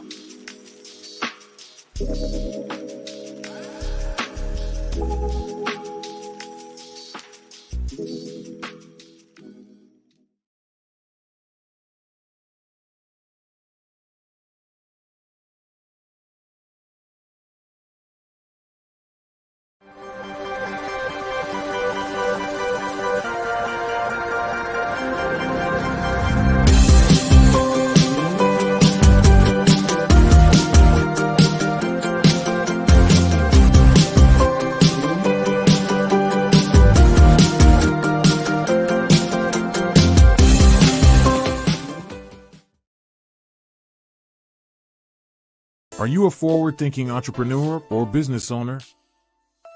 The world is changing faster than ever, and it's time to pivot and adapt to the future. Hello LLC is here to help you do just that. Hello stands for helping Welcome back, ladies and gentlemen, for a fireside chat with Wesley Green and RJ Stevenson. Well, you got RJ Stevenson. Hey, Miss Brazilma, how you doing? I'm doing quite well, RJ. How are you? I'm doing well. Wonderful. So we're having some technical difficulties. It's all good because you know what? I want to know more about Miss Brazilma Lynn. Well. And I am more than happy to let you know. Point in life, I am the parenting 911 to the previous conversation with you and Kimberly Michelle, and you mentioned how her coaching had evolved. You know how things start off one way, but they should evolve as times change, as trends change. So I've started as the Parenting 911 coach, going to different schools and school districts and presenting workshops for parents, whether it was in person or virtual. And now that has also evolved into school districts wanting me to work with their faculty. Because if we're giving training to parents to provide additional tools for parents, we have to also look on the other side of that coin and make sure we have professional development provided for teachers to know how to work with parents. So right now, that's where I am, and moving into, still evolving, moving into the Parenting 911 University, where we will coach people, train them. We will train coaches to become Parenting 911 coaches and do what I do. So, of course, they will have to have credentials, because they will not only work with parents, they will also work with teachers. We need to bring the entire community back together, not isolating parents who really are the number one stakeholders for their child's education. Ms. Roselma, now, I'm in ministry and coaching, and people are interested. What in the world made you decide to make parents, of all people, your desired clientele for coaching? So just that in itself, now it's honestly a ministry for me as well, but just that in itself, we are in a point in our society where we're leaving parents out. We know that parents are struggling. We see parents struggling. We see children struggling. We see families falling apart. Yet it's as if we want to sweep that part under the rug and just keep moving forward.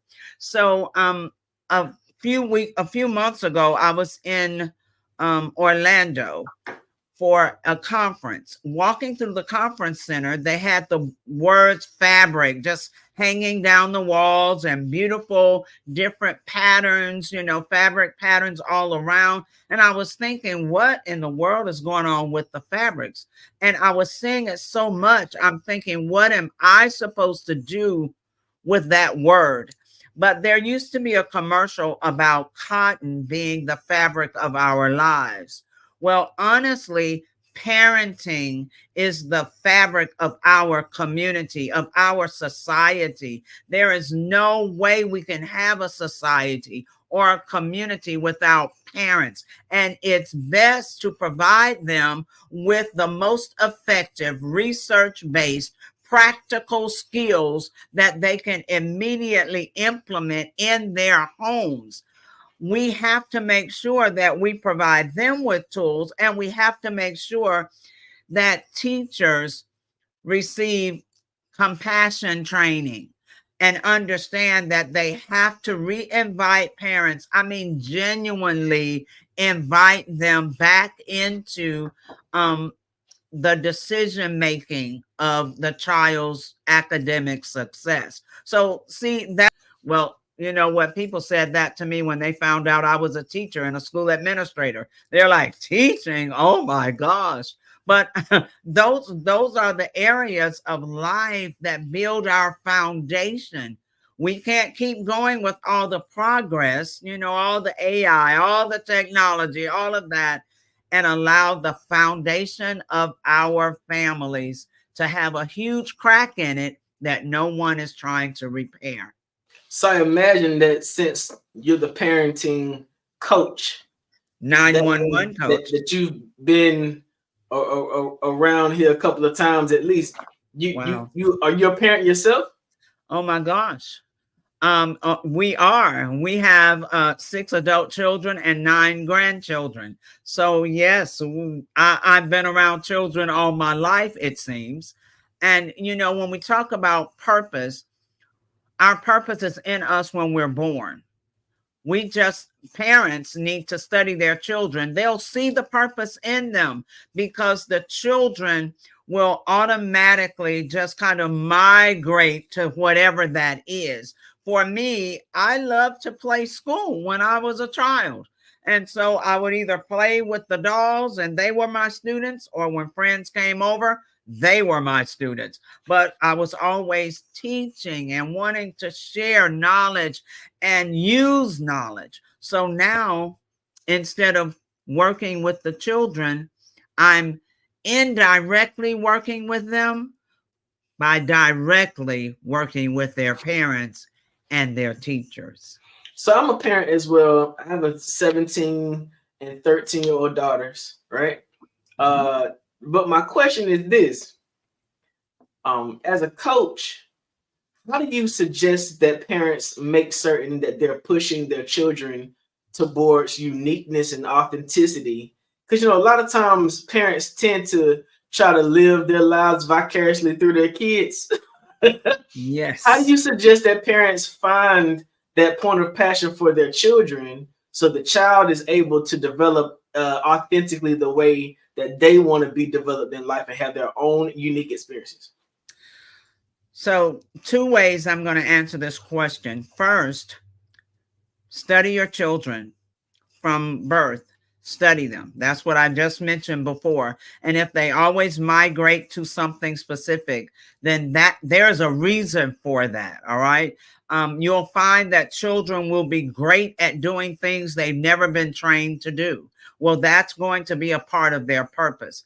I know a little bit about your story, and I know you said you started playing an instrument at the age of 9. Well, imagine if your parents had decided, oh, no, we don't have musicians in this family. No. See, parents have to stop allowing everything to be about them. Everybody in the family is important. Everybody has a purpose. And as parents, we are the ones that are to look for that purpose and support that purpose and help our children walk in their purpose. It's not about what we like. So, some parents will do it. Well, I don't know anything about that, so you can't do that. No, if you don't know anything about it, parent, find out about it. Yeah. Learn about it. But don't stifle your child's purpose because you don't understand it or because it's not your purpose. So we have to learn. Each individual has a purpose. And many times it's not going to be yours. Yeah. Parenting is by far much more different nowadays than it was when I was growing up, because some of the things kids say to their parents I couldn't say. Some of the things that are normal in trends I couldn't do. So I imagine that you've had to go through a whole lot of introspect, retrospect, reflection, a whole lot of research to even be able to identify best practices for this generation of kids, right? Absolutely. How is parenting different now than it was in the past? Is there a different approach necessary to help parents learn how to be more effective? Yeah, so I'm so happy you said that parenting was different and not that children are different. My oldest aunt was almost 100 when she passed away, 99.9 years old. And she would always remind us that children come here the same way they always have. She said, children are not so different at all, but it's the parents and the parenting that's different. So in today, we have so many different reasons. There's not, a one size fits all. But for some younger parents, they may not have had a parent to model for them, at least not to model good parenting. So therefore, they may not know. As one mother said, she was overcompensating, buying, I mean, absolutely everything she could afford for a 1-year-old who cared nothing about 99.9% of the stuff that she was buying, but she was doing all she knew to do. And in questioning her about it, she said, I didn't have a mom in my home. I don't even know what it looks like to have, to just be a good mother. I don't have a model. So for some parents, they're struggling because they didn't have a model. Whether it was a mom or dad, they didn't have a good, wholesome, productive, caring, nurturing, structured model. For some who had a good model, they're so bent on not raising their children up like they were raised. So they're throwing the baby out with the bathwater, so to speak, instead of them going back and reflecting on the things that helped them that their parents did. Instead of them understanding now more of why their parents did what they did, they're so bent on not doing any of it until they're missing so much of what children need to develop as they grow up. And for others, it's just me, myself, and I. Some parents are just living in their own world and everything is about them, and it doesn't matter what the children need or want or have. So as you're coaching different reasons. So as you're coaching more parents now, do you find that you find things personally that you wish you had done differently as a parent because of what you're learning in your research and how you're applying your techniques to other people? Absolutely. Absolutely. Even as a grandparent, I do things differently as a grandparent. So remember how some children, if there's a range of ages with children at home, and let's just say there's a 25-year-old, that's the oldest, and now there's an 8-year-old. Well, the parent has also changed and hopefully grown in wisdom. And so they're not going to parent that 8-year-old the same way they did the 25-year-old. They were learning how to be a parent then. And now they know a little bit more. So yes, it is different. I've learned so much through research, through just living, becoming wiser. And I tell parents often, please don't hesitate to apologize to your children. Let them know if there is something that you've learned you could have done better. It's not so much that you were wrong, but you could have done better. There, you see where there could have been improvement.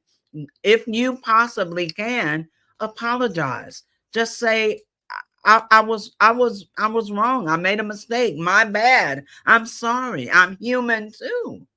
And oftentimes we don't let our children know that we are human, and we have them thinking, we can do no wrong. Like whatever I says goes. But sometimes what we say is not correct. Do you find that coaching parents of Black children now is a little bit more sensitive than it may have been in the past because of how delicate our social structure has become? I mean, I'm from Florida, have been there for a little while, been there 7 years, and the infrastructure in that state is quite different from any other place in America. And raising a child in Florida as a Black family has got to be unique because of all of the erasing that is happening in our school system as an education about where Black people came from. What is it that parents need to do to make certain that Black boys and Black girls are locked in on who they are, and how do they navigate the challenge of doing that in the 2024 type environment? First of all, they have to be real. I mean, you have to be real with your children. You have to be honest with your children. And so oftentimes like a selfie. You only want the selfie to look cute, you know, but life is not all cute. And we oftentimes walk through a struggle, but we never let our children know we're struggling. And if we never share with them what we're having to walk through and how we are walking through it, they won't know either how to deal with issues. So what I see is the harvest from a generation or two ago, when parents, Black parents as well, mainly, were working so hard, overtime, double shifts, all this extra to get more stuff. Because, you know, we were coming, most of us, out of a poverty place. And so we were trying to get more stuff for our children, have, you know, nice houses and more cars and more this or that, until we left out the training, the teaching, the communicating, the nurturing. You have to spend time with your children for all of those things. And when you spend time with them, I don't mean everybody on their own device in a whole nother room, or, you know, right there and nobody's talking to one another. And if you want to know what your child's doing, you text them a message. See, that has isolated us so much. But as Black families, we've got to be truthful and honest. We've got to communicate with our children, and we've got to let them know what real life looks like. It's not about gaming, and it's not a game when you get out there. And many parents don't take the time to do that. It's almost as if we're afraid of realness now. We live it, but we don't want them to know that we have to live it. So how do you suggest we find that balance? Because as a parent, you never want your child to feel like they're isolated. I know that, you know, growing up in the Christian home, I still needed to know what was happening on the music videos when I got to school so I could be normal. How do parents suggest balance with their children, knowing that your child needs to know what Roblox is about? You know, your child needs to know they need to be able to communicate with other children about what other children are doing. How do you find that balance as a coach? What methods or what practicums do you suggest for parents to make sure their children are still locked into a child's world but engaged with their families at the same time? That's going to be a part of communication, good, deep communication. So your children are being influenced by other children. They're being influenced by what's on social media.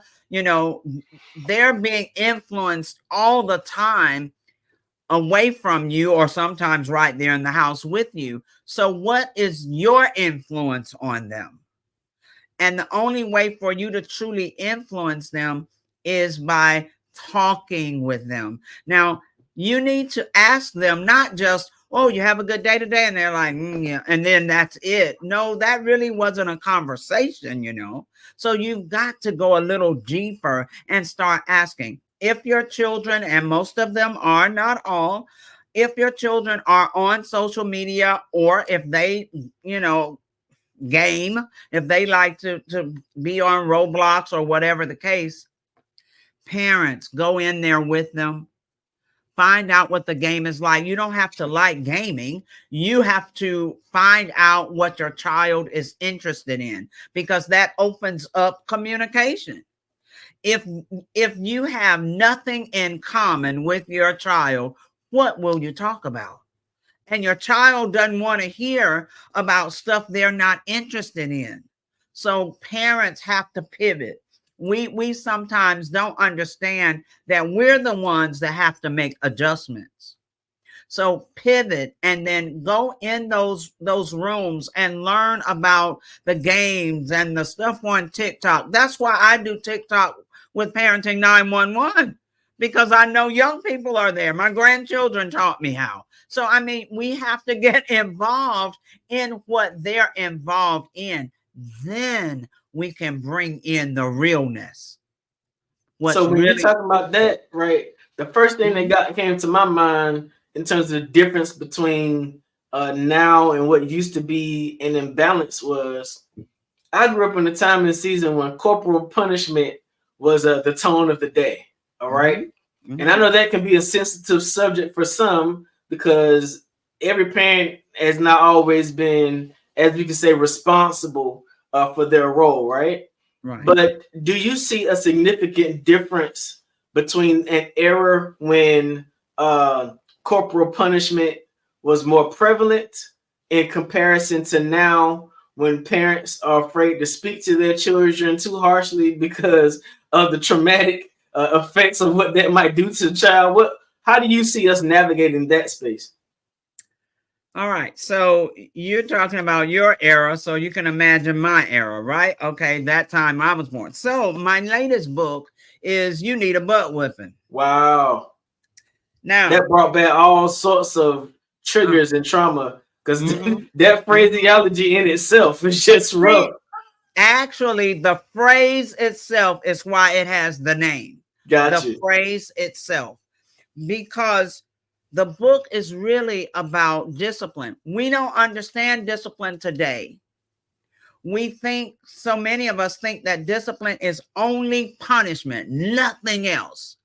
And that's not what discipline is. That's not even the definition of discipline. Punishment is actually a consequence after a child has been disciplined and then chooses not to do what they've been taught. But discipline is something totally different. Discipline is telling a child what to do, modeling for them what you want them to do and how you want them to do it, then practicing with them over and over the way they need to do it until it becomes a habit. That's discipline. Once you know that they know how to do it, then it's up to them to make a wise decision and choose to do it the way you've taught them and trained them or not. And if they choose not, that's when a negative consequence comes. This is sort of the difference.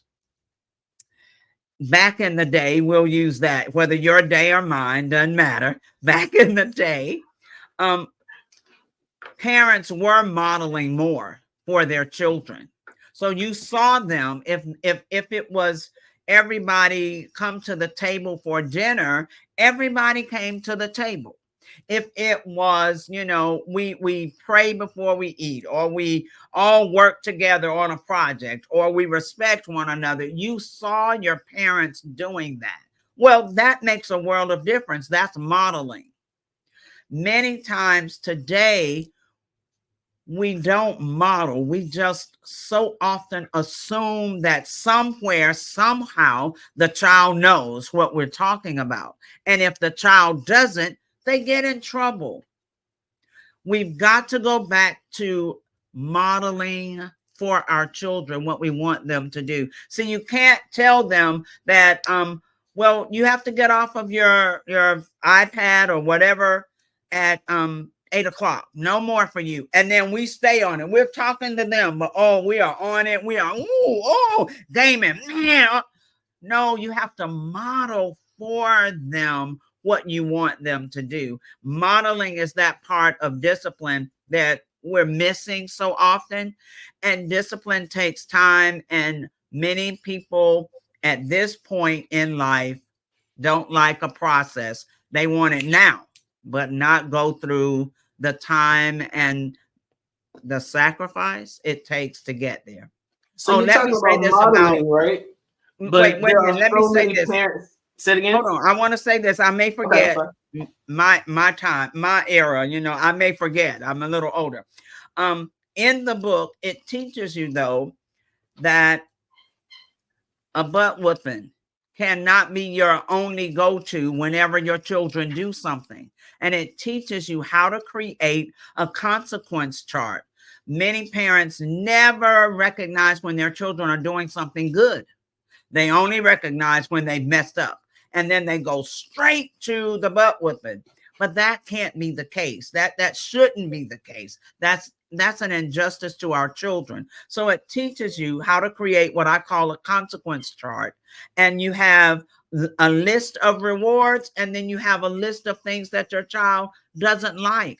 It might be you lose 15 minutes on your game tonight because you were not willing to do what you needed to do, or you have to do extra chores. I know for some parents that's taboo, but children need chores so they can learn responsibility and accountability and how to figure things out for themselves. So yeah, the consequence chart is in the book as well. That consequence chart sounds like something I know some adults need, a consequence chart. So this leads to my last question, right? The methods that you're talking about now seem a little bit evolved in comparison to the get somewhere and sit down and shut up because children are supposed to be seen and not heard, right? It sort of feels as if there needs to be a lot more intentionality in parental preparation before the child gets here. Oh my. Do you offer that as a service as well? I know that you're doing coaching, but do you offer like pre-parenting classes so that those individuals who want to have a nice little bundle of joy actually know how to love on the bundle? Yes, I can coach if they have the aspirations to be a parent and they're hoping, or if they're expecting. I even, because of just credentials, I also coach parents with adult children, because many times that relationship starts to crumble when parents don't know how to respect the adult child. You can't treat the adult as if they're 10. I know they're your children, but it's that part of adultness. You've got to respect them as an adult first. Man, we just lost so many viewers, Miss Frizelma, because you told these folks that they gotta respect their adult children. Ain't nobody trying to. We have to have a whole nother conversation about this adult parenting thing. Wait a minute. The parents left, but their children are still watching. Like, yes, oh my God, I'm glad somebody told my mama that she's got to respect me. Yes. Yeah, that little Johnny, don't go say, Mama, I told you, don't do it. Don't do it. Thank you so much, Ms. Frizelma. This has been absolutely amazing. Glad to get more information about you and what you do. Absolutely. Thank you so very much for the opportunity. I love what I do. And until we work on it, the fabric of our society will continue to unravel. Yes, ma'am. Genius is coming. We're going to see each other on the other side. Absolutely. The Black Business Expo's mission is to raise funds for high school seniors going to college or K-12 entrepreneurs. This expo is a fundraiser for students. You may go to www.blackbusinessexpousa.com to donate to the scholarship fund, or use the Cash App that's on the screen below, $BBXUSA. Our goal is to give laptops and up to $5,000 to 10 students. Students can register online at www.blackbusinessexpousa.com. Every dollar counts, so we want to remind you to donate to the scholarship fund. We want to thank our Black Business Expo USA sponsors for April 2024. NC 100, Moody Capital Partners, Suede Soul, 5-Star BDM Media, Lotus Richey Coaching and Training, Carolina, Virginia Minority Supplier Development Council, STEP Management, Hello LLC, BHS and Associates, Margie McLean Foundation Incorporated, Genius is Common, Earth Essentials, Mullane Shawnee Global, Executive Women's Success Institute, The Quality Coaching Company, Superwoman Business Services, Creative Force Studios, Lee Entertainment, Artistic App Design, Black Business Expo USA. Before I close out, let me say, I love talking about parenting wherever I go. If you are a parent, if you are expecting to become a parent, if you are the parent of adult children, please go to www.parenting911.org and set up a discovery meeting with me. Let's talk about where you are and where you need to go. Genius is common, and I'll see you on the other side.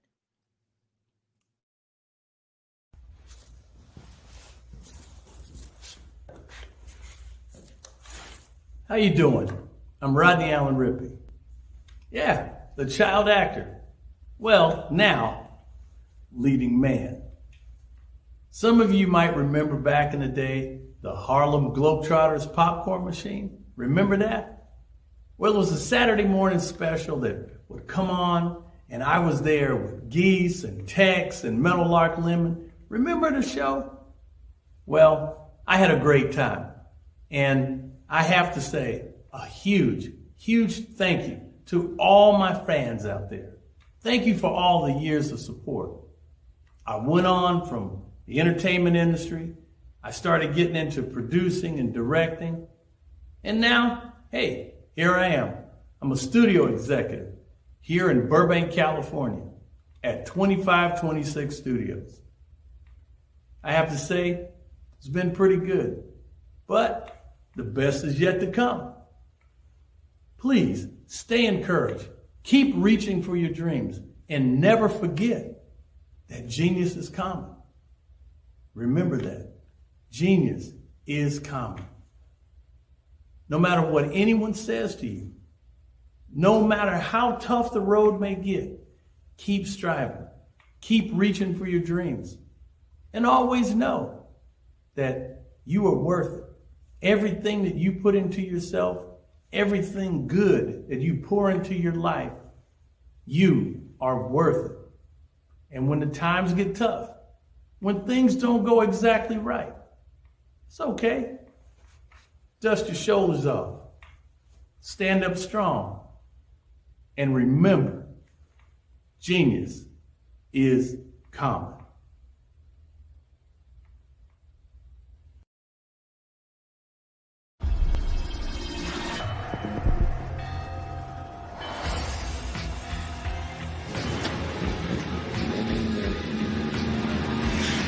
La connexion. La connexion.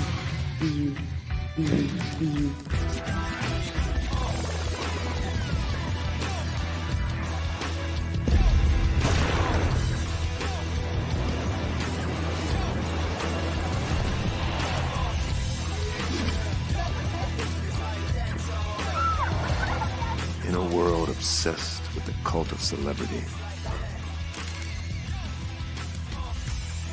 I challenge you not to aspire to anyone else's greatness, but instead strive to reveal and ignite the greatness within you. Are you serious? I totally think that's it. Hey. No! Hey! To me, sexy is a man that knows who he is and what he wants. He's comfortable. You look at him, you see him, he's just comfortable being himself. And you're like, Baby, be you. be you, baby. Just be you. I like it. Introducing the BU collection, exclusively available at K&G Fashion Superstore.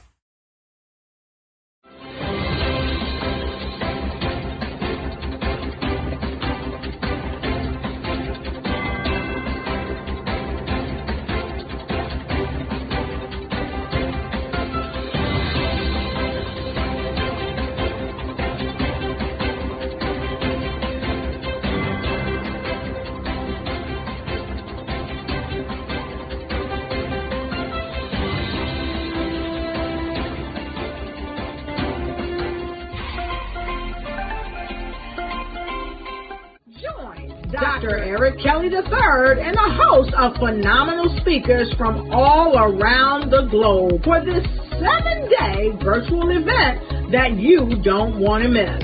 The mission of the Black Business Expo is to raise scholarship money from kids all the way from high school all the way from college. The Black Business Olympics is one of the largest Black business showcases in the world. It is an opportunity for businesses and companies to showcase their businesses globally. We are going to be giving away laptops up to $5,000 away to students.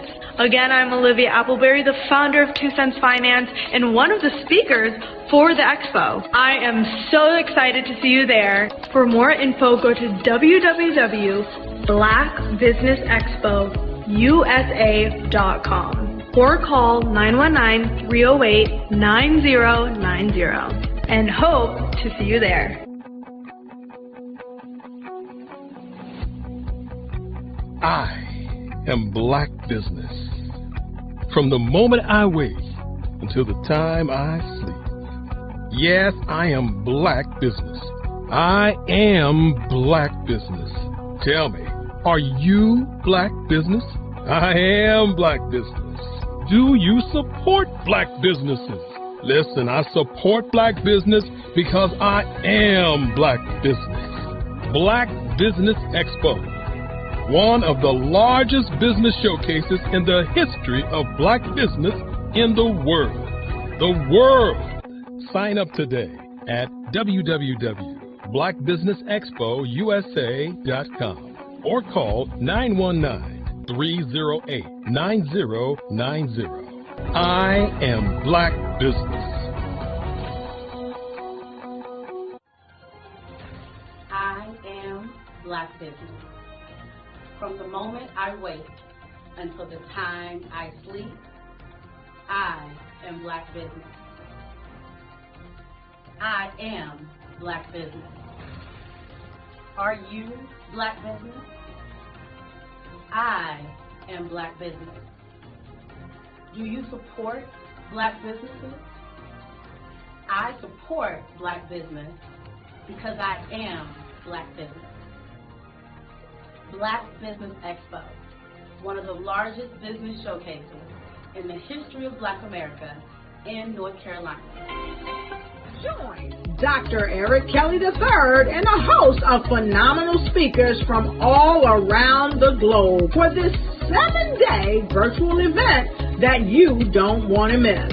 The mission of the Black Business Expo is to raise scholarship money from kids all the way from high school all the way from college. The Black Business Olympics is one of the largest Black business showcases in the world. It is an opportunity for businesses and companies to showcase their businesses globally. We are going to be giving away laptops up to $5,000 away to students. Again, I'm Olivia Appleberry, the founder of 2 Cents Finance and one of the speakers for the expo. I am so excited to see you there. For more info, go to www.blackbusinessexpousa.com or call 919-308-9090 and hope to see you there.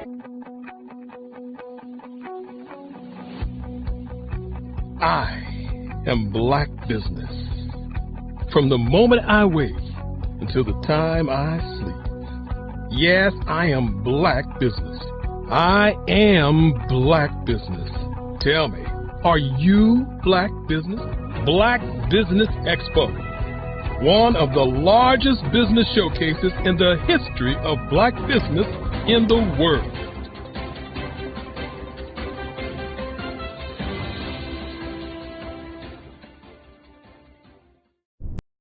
Follow the Brand TV broadcast host, Grant McGaugh, as he visits with top executives and entrepreneurs to find out their secrets of success with their personal brand. Follow the Brand TV broadcast host as he focuses on brand development to build better relationships, bring value to your business, relationships, and career. You will enjoy listening to each episode that is tailored to speak to you directly. If you're looking for this type of clarity in terms of building your brand, you have tuned into the right station.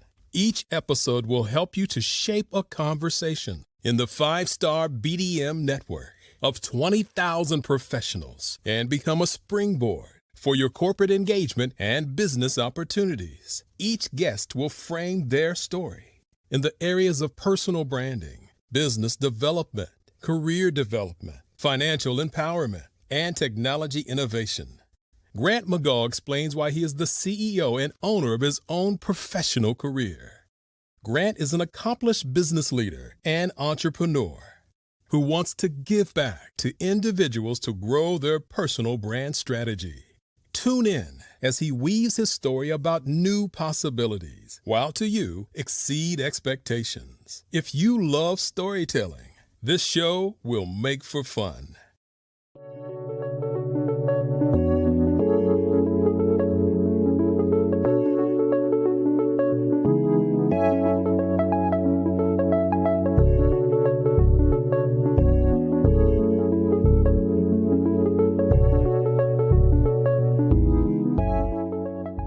Passion has been around helping communities of color and historically underrepresented and underserved communities, minority, rural, veterans, persons who are differently abled, in the intersection of education, innovation, technology, industry, and let's throw some entrepreneurship in there just for fun.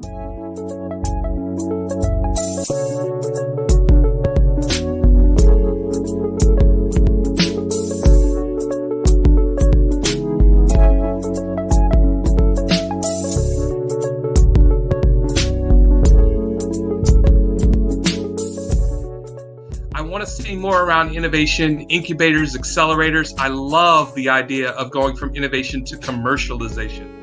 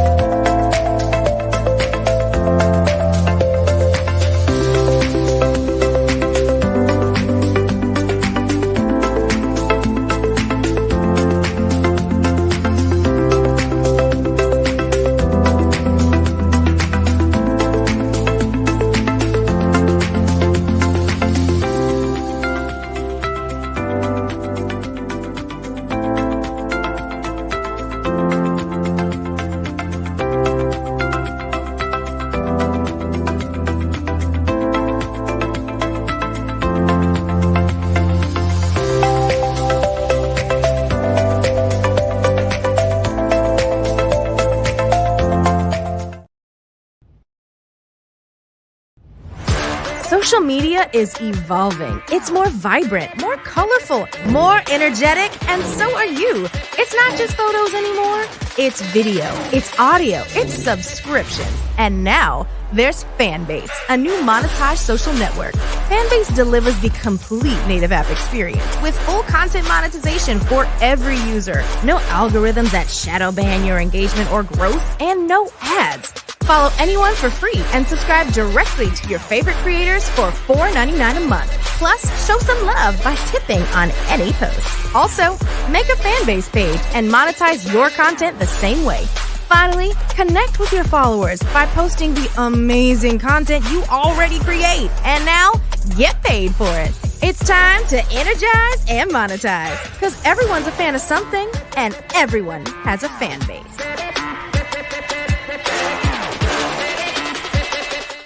Five-Star BDM, Brand Development Masters, is a professional consulting and advisory group keenly focused on business development services for the small to mid-sized business and entrepreneurs. Although every business is unique, they often share business development challenges that can be addressed through smart branding. Services include process improvement and operations, digital strategy and transformation, business intelligence, digital marketing, and personal branding. Our business and personal branding company has helped a number of professionals and organizations to optimize and grow. This results in more business, more opportunities, better reach, positive outcomes. Visit www.fivestarbdm.com today to learn more. Sometimes you got to hear the news from the Black perspective, and more specifically, Black publishers. And that's exactly why you have to download the Hey Tie app, the largest mobile app delivering breaking news, videos, and podcasts from 200 of your favorite Black publishers. Yes, 200 Black publishers delivering news as it happens, literally all in one app. Go to HAYTI.com or download the app in the Google Play Store or Apple App Store. It's completely free, along with information that you can trust, so go check them out. Ladies and gentlemen, and fellow professionals, please allow me to introduce myself. I am David Jones, the co-founder and CEO of the Hello LLC, where I am passionately dedicated to guiding individuals and businesses toward their own return on time investment. Time is my only competition. With over 20 years of experience as a corporate C-level executive, I bring a wealth of knowledge and expertise to the Hello LLC. My career journey has been marked by a relentless pursuit of excellence in marketing, strategy, and business management leadership. I have had the privilege of working with renowned Fortune 500 companies such as Xerox, American Airlines, Hilton, and Geico. However, what truly drives me is the transformational work we do at the Hello LLC. We are pioneering a new approach to business in the metaverse, where we empower businesses and individuals to build strong foundations, automate their processes and systems, while thriving in the ever-evolving digital landscape. More than just a 3D digital marketing agency, the Hello LLC is truly a community built on love, kindness, and integrity. We want more for you than from you. As I often say, collaboration is the new competition. In an era where time is the most precious commodity, I am here to guide you toward your own return on time investment, because if time was sold in stores, it would be sold out. With a deep commitment to excellence and a strong belief in the power of community, I don't just lead a company, I lead a movement into the future of business. Ladies and gentlemen, it is both an honor and a pleasure to be your guide on this remarkable journey. I am David Jones, and together, we will embrace a future marked by success, collaboration, and the transformative work we do at the Hello LLC. Hello stands for helping everyone live life optimally. So, let's make that pivot together and start living life optimally today.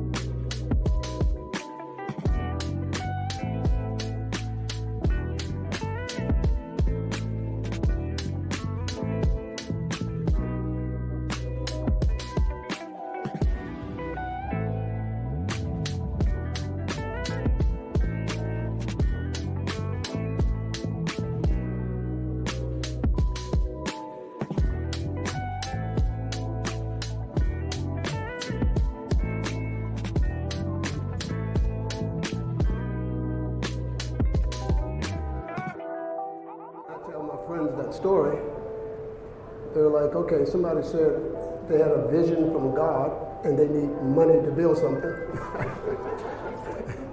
And I was like, well, if this guy tells me that the sun's not going to come up, I would not get out of bed. That's who he is to me.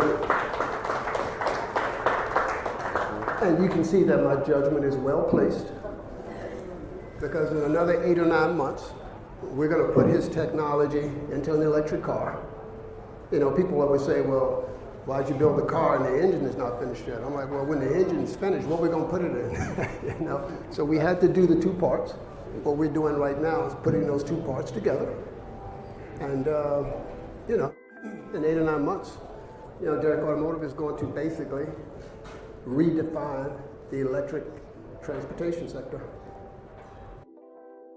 But tonight is about having fun. So we're going to have fun tonight. Tomorrow we're going to get back to work. All right?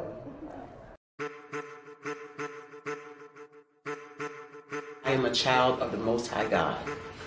He has gifted me in ways that I could not even imagine and didn't know.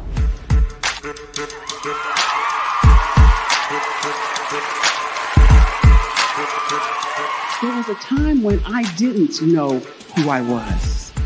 I listened to other people tell me who I should be, what I should do. I listened to people telling me that I should be a boutique owner, that I should be a construction manager, that I should be a laborer. Have you ever felt like you should do something else, be something else, go somewhere else, be wherever you wanted to be, and you felt like you were in a box? Anybody in the room? And you couldn't get out? Anybody in the room? And you kept trying to go and go and you couldn't get out? Anybody in the room? But let me tell you, you need to rock the box. Rock the box.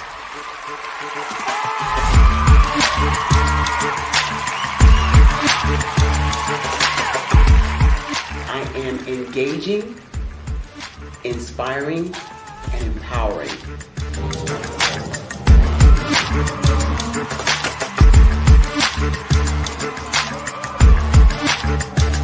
I would give you everything I know. Just by touching you, if I could, by osmosis, give you every single thing I've learned, I've gone through, I know I would. We know that's not possible, but as it is possible, I love to share information with people. Some of you out there, people have told you that you can't be, you can't have, you can't do. But I will tell you, like Kingston said, you can, you must, and you will. If it's to be, it's going to be me. You got to say it. If it's to be, it's going to be. If it's to be, it's going to be. If it's to be, it's going to be.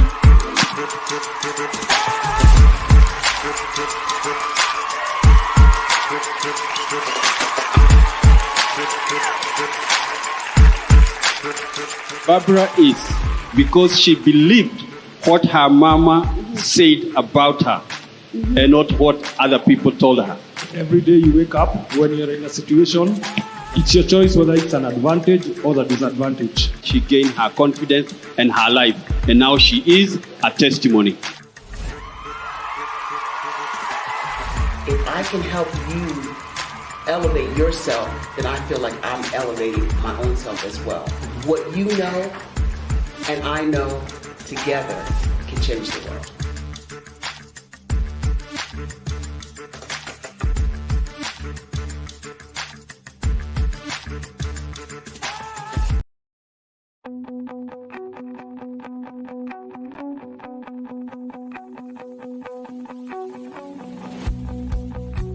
I am Black Business. From the moment I wake until the time I sleep. Yes, I am Black Business. I am Black Business. Tell me, are you Black Business? I am Black Business. Do you support Black businesses? Listen, I support Black business because I am Black Business. Black Business Expo, one of the largest business showcases in the history of Black business in the world. The world! Sign up today at www.blackbusinessexpousa.com or call 919 308-9090. I am Black Business.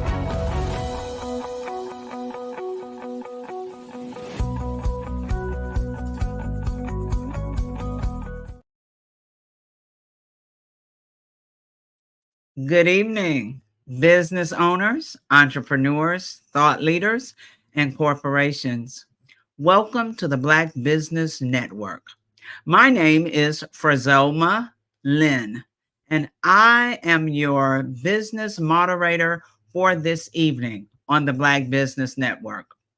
The Black Business Network is a 24-hour business network showcasing Black businesses, business owners, entrepreneurs, and thought leaders worldwide. We have speakers from North Carolina, London, Singapore, Africa, Japan, and cities all over the United States. The Black Business Network is a global community sharing its business knowledge to empower, inspire, and educate businesses about business. Our next speaker is Dr. Chad Lawson Cooper. Cooper is well known to theater audiences for his performances as William Gray in Church Mess and being the lead vocalist in the celebrated singing group Soul Tempo, who was featured in the blockbuster film The Preacher's Wife. As a filmmaker, Cooper has produced and co-produced several feature films along with wife Alicia Robinson Cooper, Hollywood great Harry Lennox, and super producer Man Robinson. His stage plays are estimated to have grossed over $20 million in revenue year to date. Dr. Cooper has worked with a pantheon of iconic gospel stars and has been featured in several national publications. Cooper attended Florida A&M University and graduated from Springfield College. He earned his bachelor's degree in philosophy and religion and a doctorate in theology. Please join me in welcoming to the stage Dr. Chad Lawson Cooper. Hi. Hello, Dr. Cooper. Well, I'm Dr. Cooper's son. Well, I'm speaking on his behalf. Yes, I'm the second. I don't have my doctorate yet, but it's in the works. It's in the works. Okay, we're going to speak that into existence. I'll still say Dr. Cooper, letting you get accustomed to it. All right. Manifest it. Thank you. Amen. All right. So, RJ Stevenson, we will turn it over to you for an amazing fireside chat. Thank you, Mr. Bella. Genius is common, and I'll see you on the other side. Hey, man, how you doing? I'm doing good. How are you? It is amazing to see you. Where are you at in the world now? Where am I? I'm in New York City right now. I'm at my house. New York City. Yes, sir. No running around for stage plays. I know you got a stage play coming up this weekend, right? Yes, sir. In Seattle. I think it's on the 26th. I think it's next Saturday. So Miss Zelma told everybody, she sort of introduced your dad, which is amazing. He had to get on a plane and couldn't be with us, but you stepped into his space. Thank you so much. I know you're well prepared to speak on his behalf, but tell us a little bit about yourself.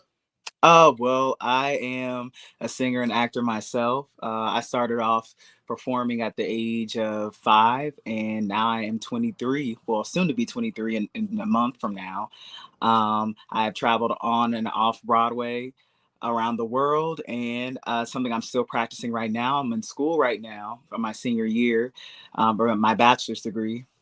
I'm in business, so that's kind of where my focus has been now. But I still assist my dad on his productions. So you're a senior in college, getting ready to graduate, and also a actor and a musician as well. How does all of that feel to be getting ready to make a strong life transition out of the college environment to move into the world and still have a schedule as a creative? It takes a lot of balance, and I think I have to rely on my faith a lot, just to trust God that I'm making the right decisions, but also following my purpose and understanding how can I integrate my passions and my purpose um, as well as my creative pursuits, but not only that, just my education. How can I make a marriage of those things? So I think it's possible for you to go to school as a creative and get a standard education and find ways to be creative within that fundamental. So why did you choose business? I mean, normally a person that's in creative, they'll either choose music or theater or something like that. Definitely you would having your mom or dad knee deep in acting. What made you choose business as a educational path? Well, I chose business because my mother didn't want me to go to school for anything in the arts, because she was like, well, you already got the training on the road. So, there's no point in you getting a formal education. But I had an opportunity to go to NYU for musical theater, but I ended up turning it away because I had listened to what my mother said, and I just decided to go for business instead. But I also wanted to know a different side of the world. I know about business from the entrepreneurship perspective, but I also wanted to know about business on a global perspective. So that's why I guess, was interested in business over all the rest of the degrees. So the Black Business Network is going to be an ultimate platform for you because this is all about global business from the diaspora. So what is it in business that you're seeking to do once you graduate? Have you thought about a career path yet? Well, I pretty similar to what my father does. Just creating an entertainment company, but then also possibly to go to law school and start an entertainment law firm. Those are some of the things that I'll be interested in. It would definitely have something to do with my passion. Got you. Well, I think you're well on your way and well prepared and experienced for those, even at a young age, because of all of the experience that you've gained during the plays. What roles have you been in? What kind of participation have you had in your experiences in stage? Well, I think the most integral role that I've had is playing Emmett Till in Justice on Trial. In the production that we're still running now, I played that role since I was 14 years old. So I think that that's kind of been the most, as far as acting goes, but singing wise, I've just sung around in different groups in New York City, with the Taj Walker group in Harlem, just different things like that, different projects, singing background. It's not really been more so anything on acting for me. It's really been more singing wise. I sing at institutional international church in Brooklyn, New York. So, those are really where my talents are really exposed. But in acting wise, it's really been with my father, and it's Emmett Till. Got you. Now, there may be some people who are not familiar with the Justice on Trial play, and you play Emmett Till in a movie as well, right? Yes, sir. Can you give a little, like a little synopsis of the background story of the movie so people can become more familiar? Okay, so the show and the movie Justice on Trial is about two civil rights attorneys suing the U.S. Justice Department for reparations for African Americans. So they bring back three time traveler witnesses, Harriet Tubman, Emmett Till, and Medgar Evers, to tell their stories to a courtroom. In order to encourage the jurors to vote in favor of African Americans receiving reparations. So there's a whole jury deliberation that goes on in this show, and it's a great show. It's very educational, inspirational, and impactful. Gotcha. And you do an amazing job. Oh, thank you. Playing Emmett Till in that production. Every time I do it, it's like you always bring something different to the stage. What's it been like to have the opportunity to play such an icon as Emmett Till, definitely in today with where we are in the landscape of social justice and Black history? I think to play a role like that, it can be very draining, and it has been very draining for me to play that role for several years, because I think you're putting yourself in a vulnerable place that I think as Black men that we kind of try to ignore, this place where we can feel emasculated, knowing that because we're Black, there's a burden on us, that there's a system that's set against us. So I think that's the role, the effect that it has on me. It can cause a lot of indignation playing a role like that. But then also it's just very sorrowful. So, you know, it takes a lot out of me when I do play that role. And I really hope that when people do see this production, if they are interested in it, I hope that you do leave with a burden to fight for justice, because Emmett Till is not just inside of me. When I'm playing him, he's inside of me outside of the costume, and he's inside of you and every one of us as Black men.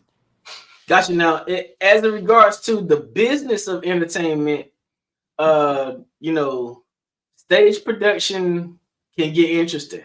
Mm-hmm. Especially when, you know, like this weekend, you all are in Seattle.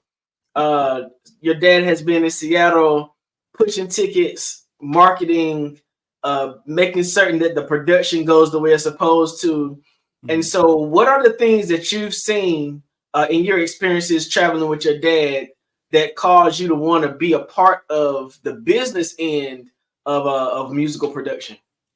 I think that he has a unique, distinct way of marketing his shows and his productions that I've not seen anywhere else. So he really markets in the church market, and he will go into the churches and create a partnership with the church community. And that's how he'll market his show, as opposed to just doing radio and TV. He really connects with the community. And so that kind of, he builds this personal relationship with them where they feel like they can trust whatever my dad is going to put out, that it's going to be great, because he's established some type of foundation. So I think for the business aspect of it, I'm always in awe when he goes into a church and markets on Sunday. I'm like, you know, he'll go up there and he'll give his 30-second rundown of the show, and then he'll also sing, because he is multi-talented. So he'll sing, and then that also, you know, just hooks them in. So I think because he's a master of all, I don't like to say jack of all trades, but I think because he's a master of all, his technique is very unique, and I don't think it's something that most businesses can duplicate. So now, as you've been studying in college, you should have heard about identifying your niche so that you can identify your prospective clientele. Mm-hmm. Why do you think going to Black church congregations, why do you think that's been successful for him, as he's identified that as his marketing structure? I think that's been successful for him because that's what he understands, and he understands the psychology of what that demographic is attracted to. Like most people who are pioneers in business, you have to understand, or you have to study the psychology of the demographic. For example, Tyler Perry, he studies the demographic maybe of women who are between the ages of their late 30s to their 50s. What would they be attracted to? What type of content? And that's how a lot of us, like myself, have grown up watching Madea. Because maybe my mother was in that demographic, and now, you know, and now I'm watching Madea, and, you know, that's how you really build. So I feel like he understands that because he was a pastor. He pastored for many years. So the church is really his home. And so he understands how to build this connection with that community. So that's his unique marketing tool that I appreciate. So the church has been his home. The church and stage has been your home. Mm-hmm. Why do you find yourself so comfortable in that space when there are so many other people around the world who are like flabbergasted by being in front of a camera? It sort of seems like that environment just brings another thing out of you to life. I feel like for me personally, being in the church and in the stage, my parents never pushed me to do it. It was something that I was just attracted to because I saw the way that they loved it. And I like the attention. I do like a lot of attention. So I was like, okay, well, I want to be in front. I want everybody to be, you know, applauding for me and giving me the Michael Jackson treatment. I like it. And so I think that's what attracted me. But I also love to just storytell. And I think that's what an artist is somebody who enjoys to tell stories and to change the perspective of the world. How can we do that? And if you can do that through your art, not just through art, but through your business, then you really are making a change. And I think that every business should have that as their goal. I think that's when you will keep a relationship with your clientele, when they see that you really have the mission to change their perspective, but also for the better. So let's talk about where you are right now. You are the heir to the Chad Cooper Company on Broadway, the only Black production company on Broadway in Manhattan. Kudos to you and your family for producing that kind of legacy. What kind of weight does that feel like for you following that kind? I mean, your mom and your dad are prolific actors and singers. How does that make you feel following along in their footsteps? Is that anxiety? Does it make you, because I'm a PK too, and most PKs, we don't want to have nothing to do with the career that our parents had. How did you come about to embrace that as something that you wanted to do in the future, and especially on a particular side of business? I think I embraced it because I loved it. I had a passion for art already, and I think that I saw something in my parents that I could potentially see in myself. And so although I may not feel like I am at the level or the skillful level of my parents yet in whatever they do, that's still kind of like a barometer to look at and be like, okay, well, I could get there. I can measure my, my potential by looking at them. And I've never doubted myself. So I could look at anybody and be like, okay, I can do that. And I think faith is what my father has taught me. And as a businessman, I think that's what you have to have. My dad is the most confident person that you'll probably meet. And, somebody could probably think that that's an inflated ego, but I think it's kind of like pep talking yourself. We have a lot of negative self-talk to ourselves, and we doubt ourselves a lot. But I think if you kind of listen to that voice that says you can do it and you can do anything you want, that's when things get done. So I've always chose to believe in that voice, because if I listen to the voice that's like, no, you can't do it. No, you can't do it. I won't do it. But if I listen to that voice that says I can, I believe I will.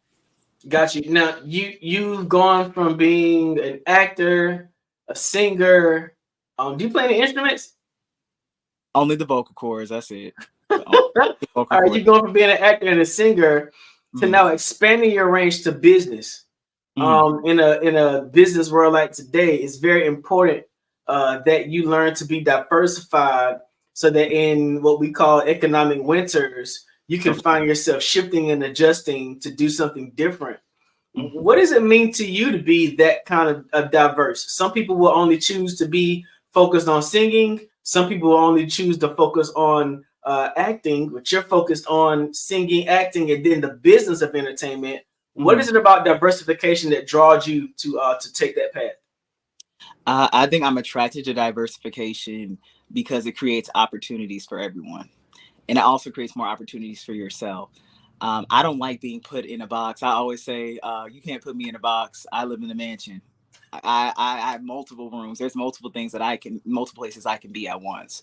So I think diversification, it helps you as a businessman because you're not put into one thing, and you're able to continually expand and innovate when you are diverse. I think it stops when you become stagnant and you say, oh no, this is all I can do. I believe that God has given us many gifts and many skills. And that's another thing I was taught by my father. He's never been put in one box. So I choose to not put myself in a box as well. So I think that's what I like about diversification, is that it creates opportunities for you, but for others as well. So are there any, what is your dream role? If you could ever be asked by any producer, any director to fill a role on stage, whether it be a play in the past or a movie, what would sort of be your dream role for somebody to ask you to perform? A dream role? Ooh, whatever one I'm going to write. whatever one I'm going to write, and it's going to win me an Oscar. That's the dream role. And I'm glad you said that too, because we did a iteration of Justice on Trial in Descendants. Yes, and I remember your dad saying that you wrote a large amount of the script. Can you talk about what that opportunity was like? I mean, as young as you are, having an opportunity to write a portion of a script for a stage play, that's a major milestone. What was that like for you? Well, for me at first it seemed laborious because I've not opened up. I have a lot of health issues that can sometimes impact me, especially when it can come down to some of my cognitive abilities when I want to get things done. So I was very frustrated because if you know anything about my dad, he's very impromptu. He will actually do something like, I just got asked to do this interview like 30 minutes ago. So I would have been better, dressed for this occasion. But he asked me to do it in a week prior. And so when it comes down to me as a creative, I like to take my time to just meditate on what is the big picture of what I'm trying to say. Where can I find the humanity in my art that everybody can connect to, whether you're black, white, or whatever. And I think as a business owner, that's the type of mentality that you should have as well. Because that's how it can be attractive to everybody. Where's the humanity in my business? How's this going to serve everyone? So I think that's really how I write. And I told you about that, I think, when I spoke to you about my music before. I like to tug on the heart a lot in a more so emotional side of things, because I am a cathartic person. But being able to do that and write this show was a fun experience for me. And it definitely boosted my confidence a lot for the time that I was in. So you're getting ready to graduate from school. Congratulations on that. Thank you. Thank you. What's the next step? The next step hopefully is the Grammys or the Oscars. Hopefully that is the next step. Amen. But the next step for me is just, I believe, just success. I believe I have the Midas touch. Anything I touch will turn to gold. So whatever it is that God has for me, but I would just like to be impactful in this world.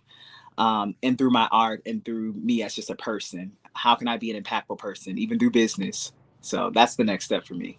That's amazing. Are you looking at getting a master's in fine arts or anything like that to further your education? So the goal right now is probably to just go to law school. That's kind of like the goal for me, because I do still want to have a license to practice law. That's still a passion of mine. So I will continue to get an education as long as I have the money to.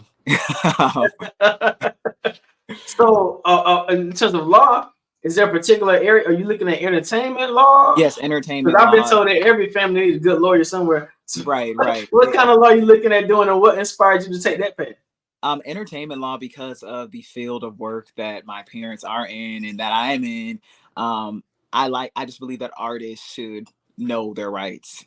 I am an artist advocate. I believe that you should know your rights.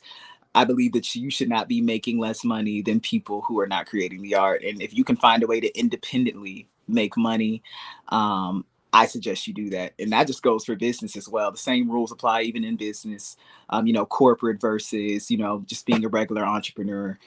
I just believe that people should be able to be independently financially successful in their businesses.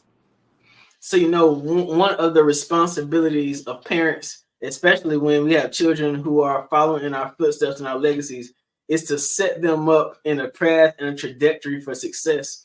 And I think that this interview opportunity for you has been an amazing nod from your father at his trust in your abilities and your levels to communicate. And I think you have done an absolutely amazing job with this interview. I'm absolutely impressed. I've seen you be Emmett Till, but now I see you be Chad Cooper II, and then you're doing just as well. So congratulations to you, man. Thank you so much. I appreciate that. Absolutely. Miss Brizelma, we done.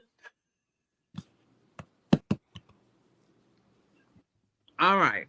I was listening. My heart was touched. I was able to laugh. I didn't cry, but I was able to laugh. I enjoyed you so very much. We have a few more minutes, so I want to just touch on a few things. Touch on them. Reach out and touch. This is 3 generations right here of PK kids. Now, I started laughing when I heard that. I thought, oh my God. Yeah. So that I understand how it helps kind of builds a foundation, gives us kind of that. I like what you said about confidence, gives us some confidence that we can step out and do things. Risk does not frighten us away. It really draws us because we know we can handle it, you know. And I liked what you were saying about how different things have helped build your confidence with the Midas touch. I liked it. I was listening. The humanity, wanting to just connect to humanity. And honestly, as a parenting coach, that really struck a nerve with me, because family is so important, and it should be. And for Black families, we have to realize the importance and bring, you know, the family back together. Yes, ma'am. So that family is important, you know. You talked about not being on a box. Yeah, we don't need to be there. Yes, ma'am. Always outside of the box. I mean, as a child, I was never in the box. I didn't know what the box was until I became an adult. I mean, what box, you know? So we can do what we put our minds to if we're willing to put in the work, really. If we're really willing to put in what we need to and not give up. Yes, ma'am. And the Madea, that tickled me too. Yes, yeah, it's amazing how Tyler Perry has truly affected the world with just Madea. That just, yeah, that kind of blows my mind. And there are so many things to learn from watching Madea. And the diversity. I guess I'll kind of end with that, the diversity. Miss Frizema, I got a question. Yes. All three of us being preachers' kids and all that, you know, and then Chad having parents who have a strong pull from other people quite often. Chad, what has it been like seeing the sacrifice that you've had to give as a young person, having your parents pulled in so many directions? How have you been able to navigate that? Because I know being preachers' kids, our parents don't belong to us. Right. I think just finding my own voice. And I realized at a young age that I had to do that. The parents that I have are very straightforward. They can be somewhat domineering to some people. But for me, they always taught us how to find our own voice. Even though I do things that are similar to my parents never pushed me to do anything I didn't want to do. They were in ministry, they wanted to sing, but I think that me just figuring out what I wanted to do and be focusing on my passion, it didn't make me, I guess, miss my parents in a way or feel like they were taking anything from me. I understood that what they were doing was something I admired and something I wanted to do as well, which is what she was just saying, which is about humanity. They were helping people. They were saving people's lives. And that's something that I would like to do. So I think I understood that at a young age. That's awesome. That was a great question, because so many times parents don't show, we talked about modeling for your children earlier, they don't show humanitarianism. They don't teach their children how to care for another human being. I mean, just walking past someone and helping them if they need your assistance. So it's amazing that you have a heart for, you know, other humans. That's amazing, because it's missing so much in our world today. Thank you. Speaking of that heart for humans, that's the whole reason why we do the Black Business Olympics, you know, Absolutely. to provide those laptops for young people all over the country. So I'm glad that we're all able to even, you know, having legacies of people who helped others to continue those legacies ourselves. Absolutely. And how would you like for people to contact you, or you know, just get in touch with you for whether it's jobs or whatever the case may be, that Grammy coming up or whatever it might be? How would they contact you? You better speak it. You can get in contact with me at the official Chad Cooper II on Instagram, or you can go to my father's page. I believe he's the official Chad Lawson Cooper on Instagram, or you can go to greatfaithentertainment.com if you would like to see any of the productions that we have that are actively going on now. And you're going to give a plug for the Seattle show, right? Yeah, the Seattle show is on April 26th, I believe. It's next Saturday. It's going to be at 6:30, and we still have some tickets left. So if you like to come out, and bring your umbrella because we're in Seattle. Just make sure you bring your umbrella. You'll be all right. But thank you all so much for bringing me on this platform. Even though it was last minute, I really appreciate speaking with you all about this. I would love to come back, and I'd love to tune in to see more guests speak. Absolutely. All right. You've been an excellent guest. So thank you so very much for talking from your heart, and so many young people your age listening in and hearing that. So you've inspired people all over the world just this evening. All right. Thank you so much. Yes, sir. Mr. RJ, thank you. You were a great fireside chat host. And one more to go. All right. Genius is common, and I'll see you on the other side. Awesome. Thank you.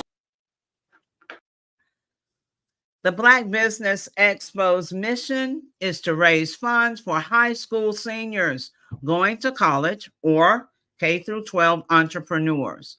This expo is a fundraiser for students. You may go to www.blackbusinessexpousa.com to donate to the scholarship fund, or use the Cash App that's on the screen below, $BBXUSA.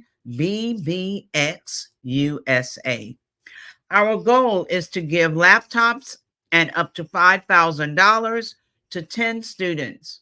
Students can register online at www.blackbusinessexpousa.com. Every dollar counts. So we want to remind you to donate to the scholarship fund. We want to thank our amazing Black Business Expo USA sponsors for April 2024. NC 100, Moody Capital Partners, Suede Soul, BDM Media, Lotus Richey Coaching and Training, Carolina, Virginia Minority Supplier Development Council, Step Management, Hello LLC, VHS and Associates, Margie McLean Foundation Incorporated, Genius is Common, Earth Essentials, Malaine Shawnee Global, Executive Women's Success Institute, The Quality Coaching Company, Superwoman Business Services, Creative Force Studios, Lee Entertainment, Artistic App Design, Black Business Expo USA. Genius is common. I'll see you on the other side. The Black Business Expo's mission is to raise funds for high school seniors going to college or K-12 entrepreneurs. This expo is a fundraiser for students. Please, you may go to www.blackbusinessexpousa.com to donate to the scholarship fund, or use the Cash App at $BBXUSA. Our goal is to give laptops and up to $5,000 to 10 students. Students can register online at www.blackbusinessexpousa.com. Every dollar counts. Please donate to the Black Business Expo USA Scholarship Fund.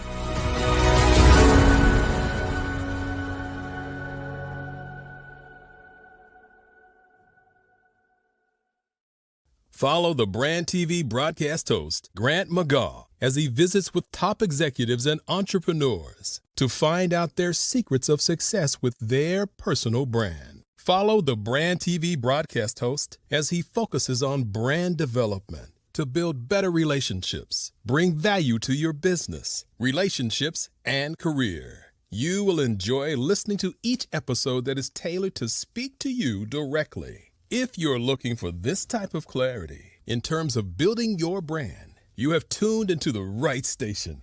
Each episode will help you to shape a conversation, in the 5-star BDM network of 20,000 professionals and become a springboard for your corporate engagement and business opportunities. Each guest will frame their story in the areas of personal branding, business development, career development, financial empowerment, and technology innovation. Grant McGaugh explains why he is the CEO and owner of his own professional career.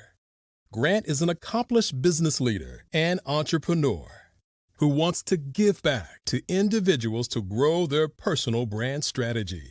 Tune in as he weaves his story about new possibilities, while to you exceed expectations. If you love storytelling, this show will make for fun. Hello, my name is Kiasi Helm and I'm 14 years old. I think my genius would probably have to be setting goals and achieving them. I say this because ever since I was young, I always wanted to be an author, and at age 11, I ended up achieving this. But not only did I end up becoming an author, I ended up becoming a public speaker, a publisher, a business owner, all these great things. The name of my business is Written by Kids Publishing Company. I decided to start this company because I thought it was important for me to help kids my age express themselves through literacy and just achieve their own goals. Because to me, achieving goals is the best thing in the world to feel. It's you just achieving things and aspirations that you set for yourself. And I know that everybody is capable of this, because even if you don't end up achieving the goal, you still tried your best, and that's the most important thing. And everybody is capable of this because genius is common. Thank you.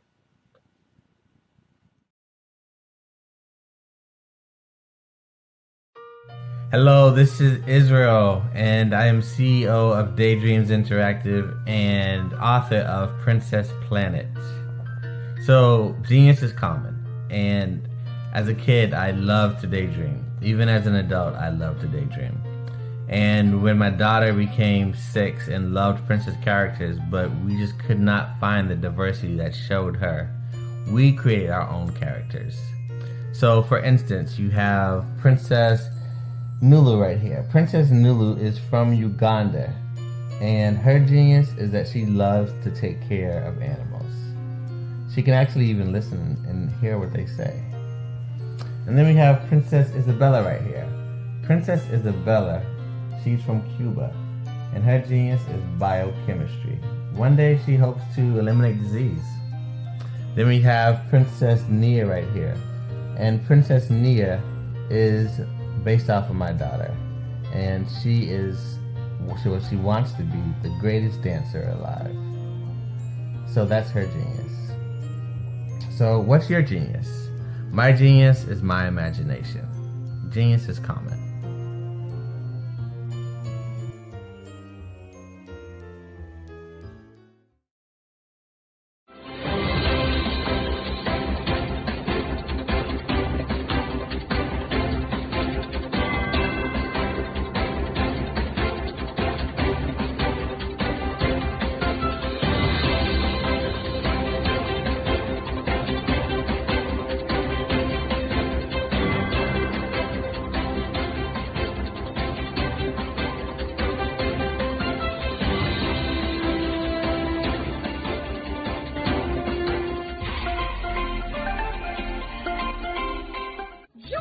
Dr. Eric Kelly III and a host of phenomenal speakers from all around the globe for this 7-day virtual event that you don't want to miss.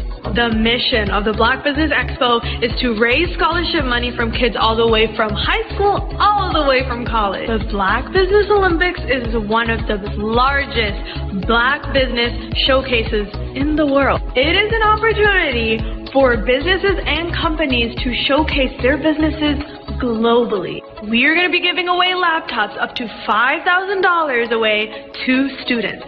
Again, I'm Olivia Appleberry, the founder of 2 Cents Finance and one of the speakers for the expo. I am so excited to see you there. For more info, go to www.blackbusinessexpousa.com or call 919-308-9090 and hope to see you there.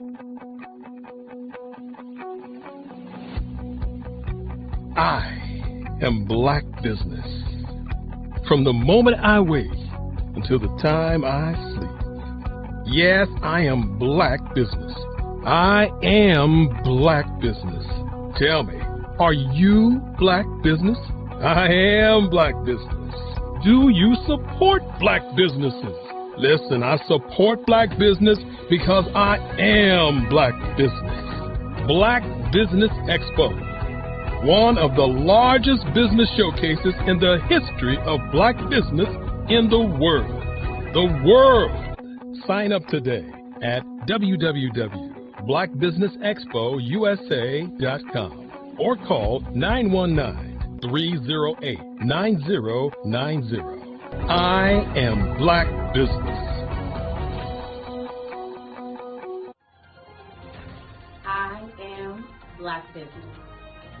From the moment I wake until the time I sleep, I am Black Business.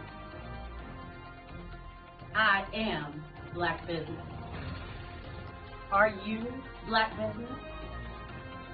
I am Black Business. Do you support Black businesses? I support Black business because I am Black business. Black Business Expo, one of the largest business showcases in the history of Black America in North Carolina.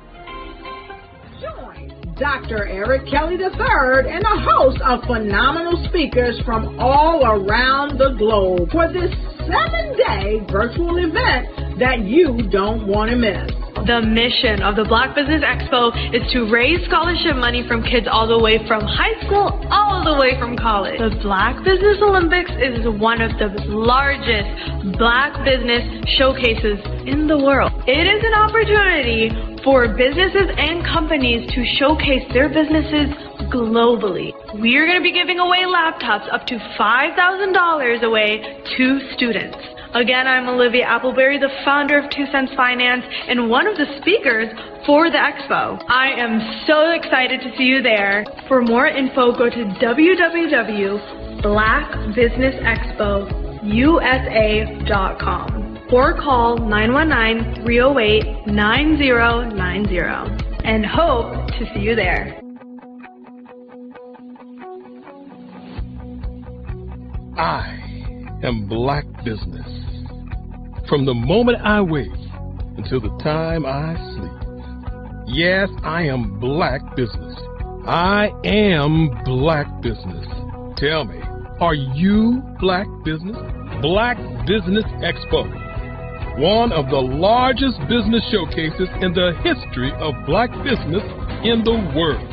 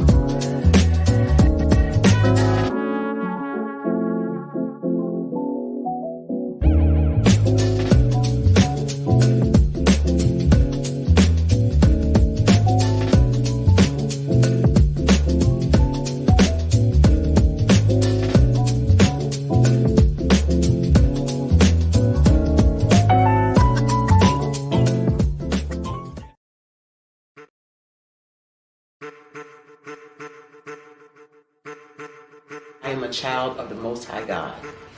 He has gifted me in ways that I could not even imagine and didn't know.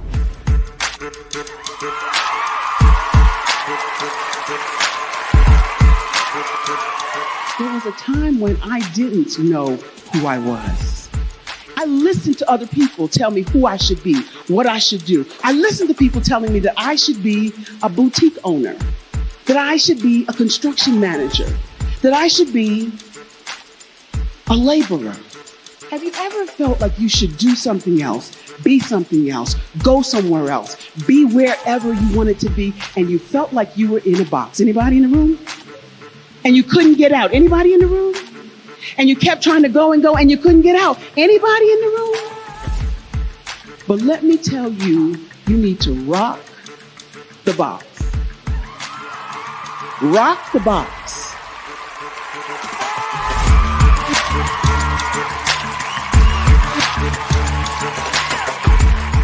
I am engaging, inspiring, and empowering.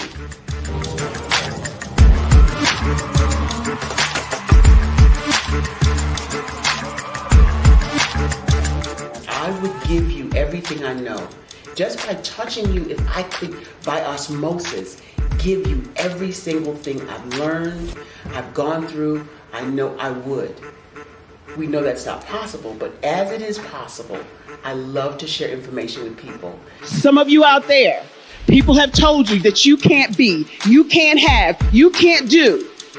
But I will tell you, like Kingston said, you can, you must, and you will. If it's to be, it's going to be me. You got to say it. If it's to be, it's going to be. If it's to be, it's going to be. If it's to be, it's going to be.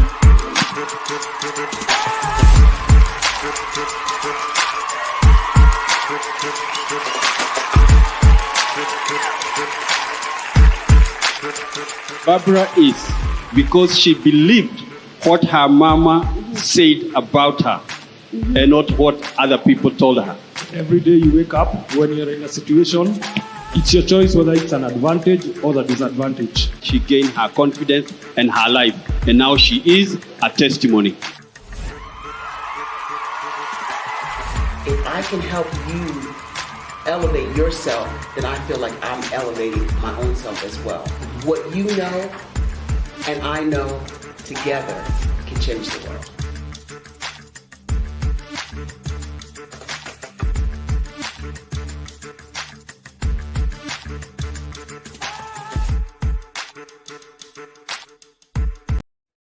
Hey everyone, it's Grant McGaw, CEO of 5 Star BDM and host of the award-winning Follow the Brand podcast and TV series, where I help you to build a 5-star brand that people will follow. My genius is personal brand development through intelligent communication and helping you achieve your business and career goals. I am a requested speaker on digital technology and brand development issues. I want to work with you to increase the value of your current opportunities while attracting new ones. Every one of you is unique, and we all share challenges that can be addressed through smart branding. As a super connector, I work with you as an executive coach to guide you along the complicated business and career development road, providing the enhancement tools and information you need to succeed. Together, I will help you succeed in today's challenging business climate. I will evaluate and measure your progress. Best of all, I am right alongside you every step of the way. Build the brand called you. Genius is coming.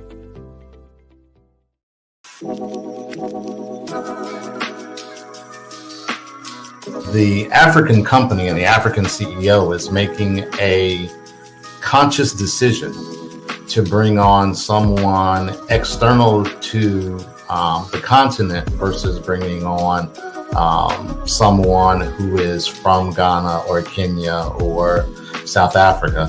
And so the skill sets of the people that we take through our executive leadership training program and ultimately on the placement, obviously have to be extremely high caliber.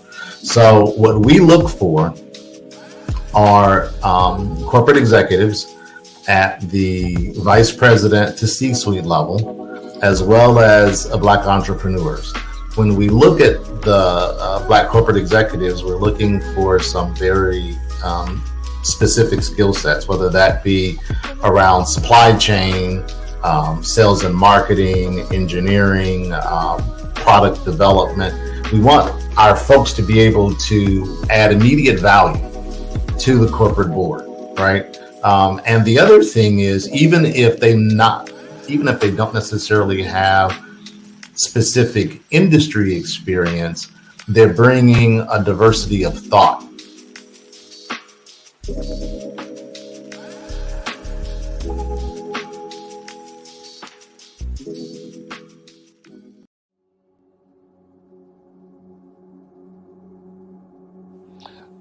I was born and raised in southeastern West Virginia, the coal fields. My father was an AME minister.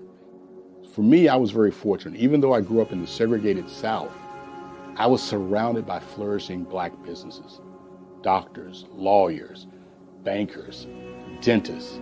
They were all there and they were all successful. And I guess that's part of my dream, is to see that success come back. My name is Joseph Simmons, and I am the founder of the Center for Micro-Entrepreneurial Training. We have this moment in time where we can change the trajectory of people.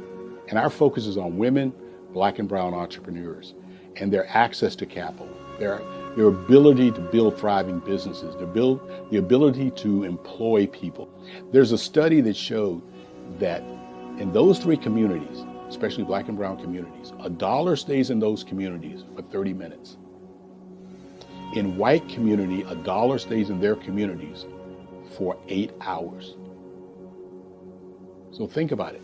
For you in a Black or brown community to get gas, to get food, to go to a restaurant, you've got to leave your community, take those dollars out of that community and take it to another community that's already being well served.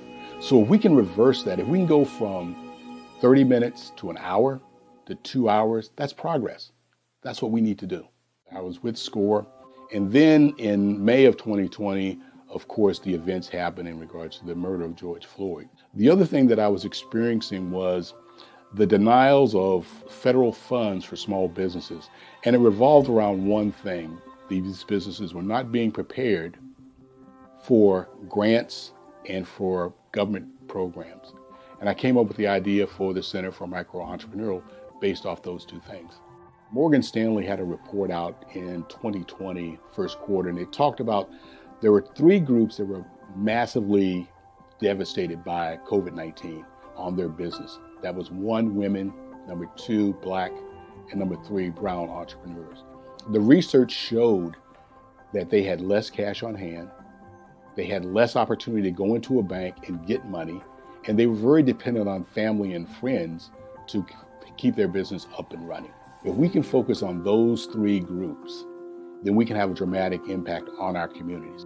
Really, the focus is on 3 areas.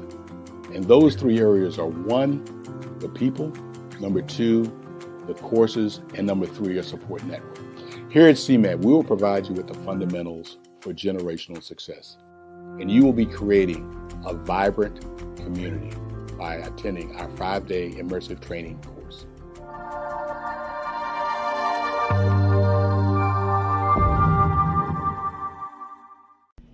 Why do I do what I do? You know, my life coach asked me that a few years ago. And she said, Tony, what's your why? And I told her, and she said, girl, you've already accomplished that. Perhaps you need a new why. Hi, Tony Harris, Amy Hoydu with Say It Said Marketing, one of your students. And just wanted to say thank you, Tony Harris, for spending so much time with me and giving me that boost in my business that I so drastically needed.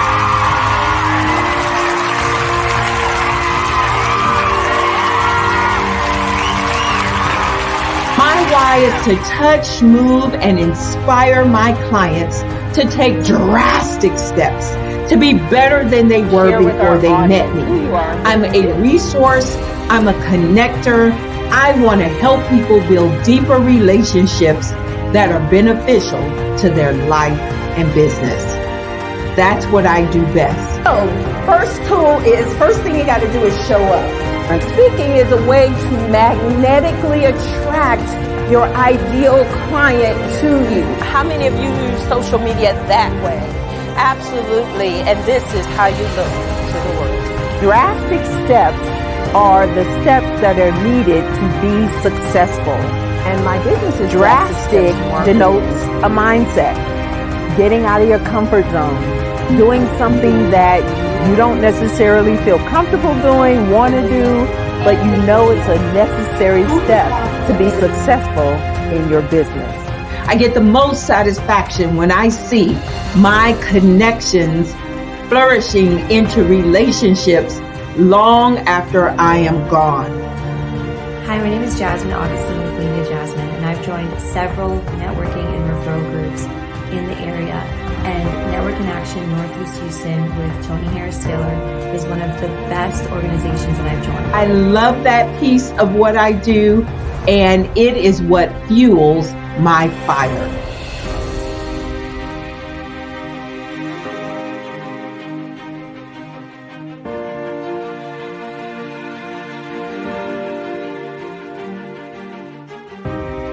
My name is Tony Harris Taylor, saying take a drastic step today for a fantastic tomorrow.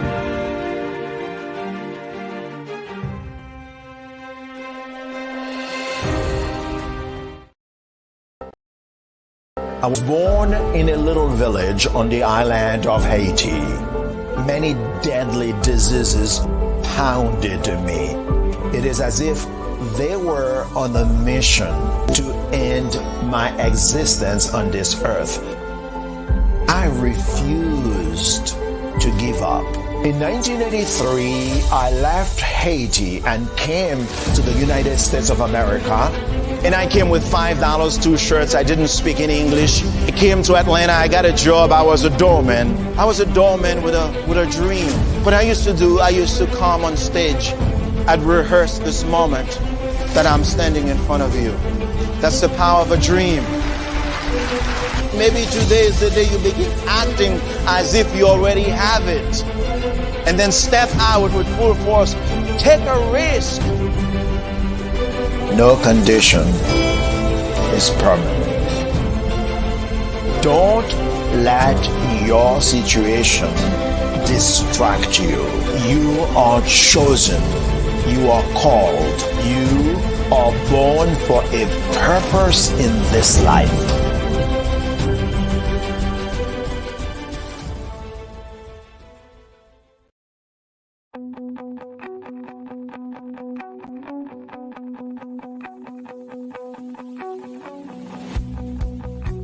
I am Black Business.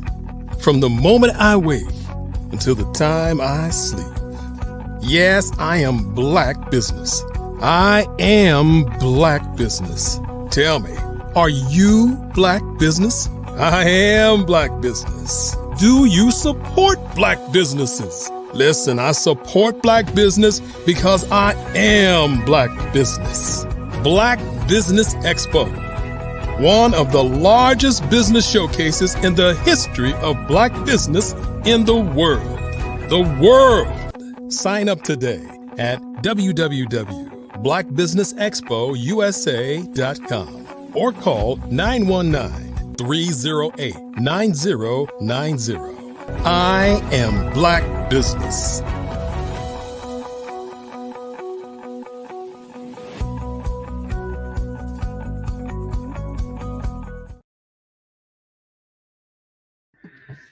Good evening, business owners, entrepreneurs, thought leaders, and corporations.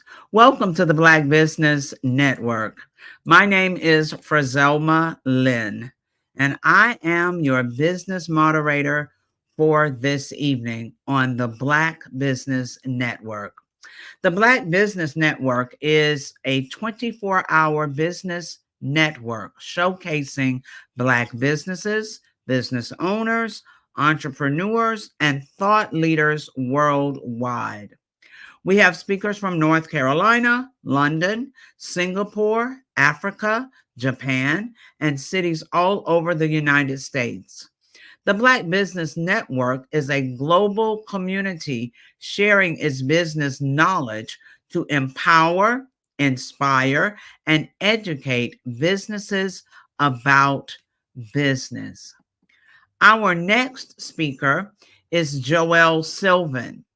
Joelle Sylvan has been an inimitable force behind the scenes as an advisor to numerous music executives, philanthropists, I couldn't get that word together, philanthropists, C-level executives, and children. Mr. Sylvan has an extensive background in technology, sports, and entertainment.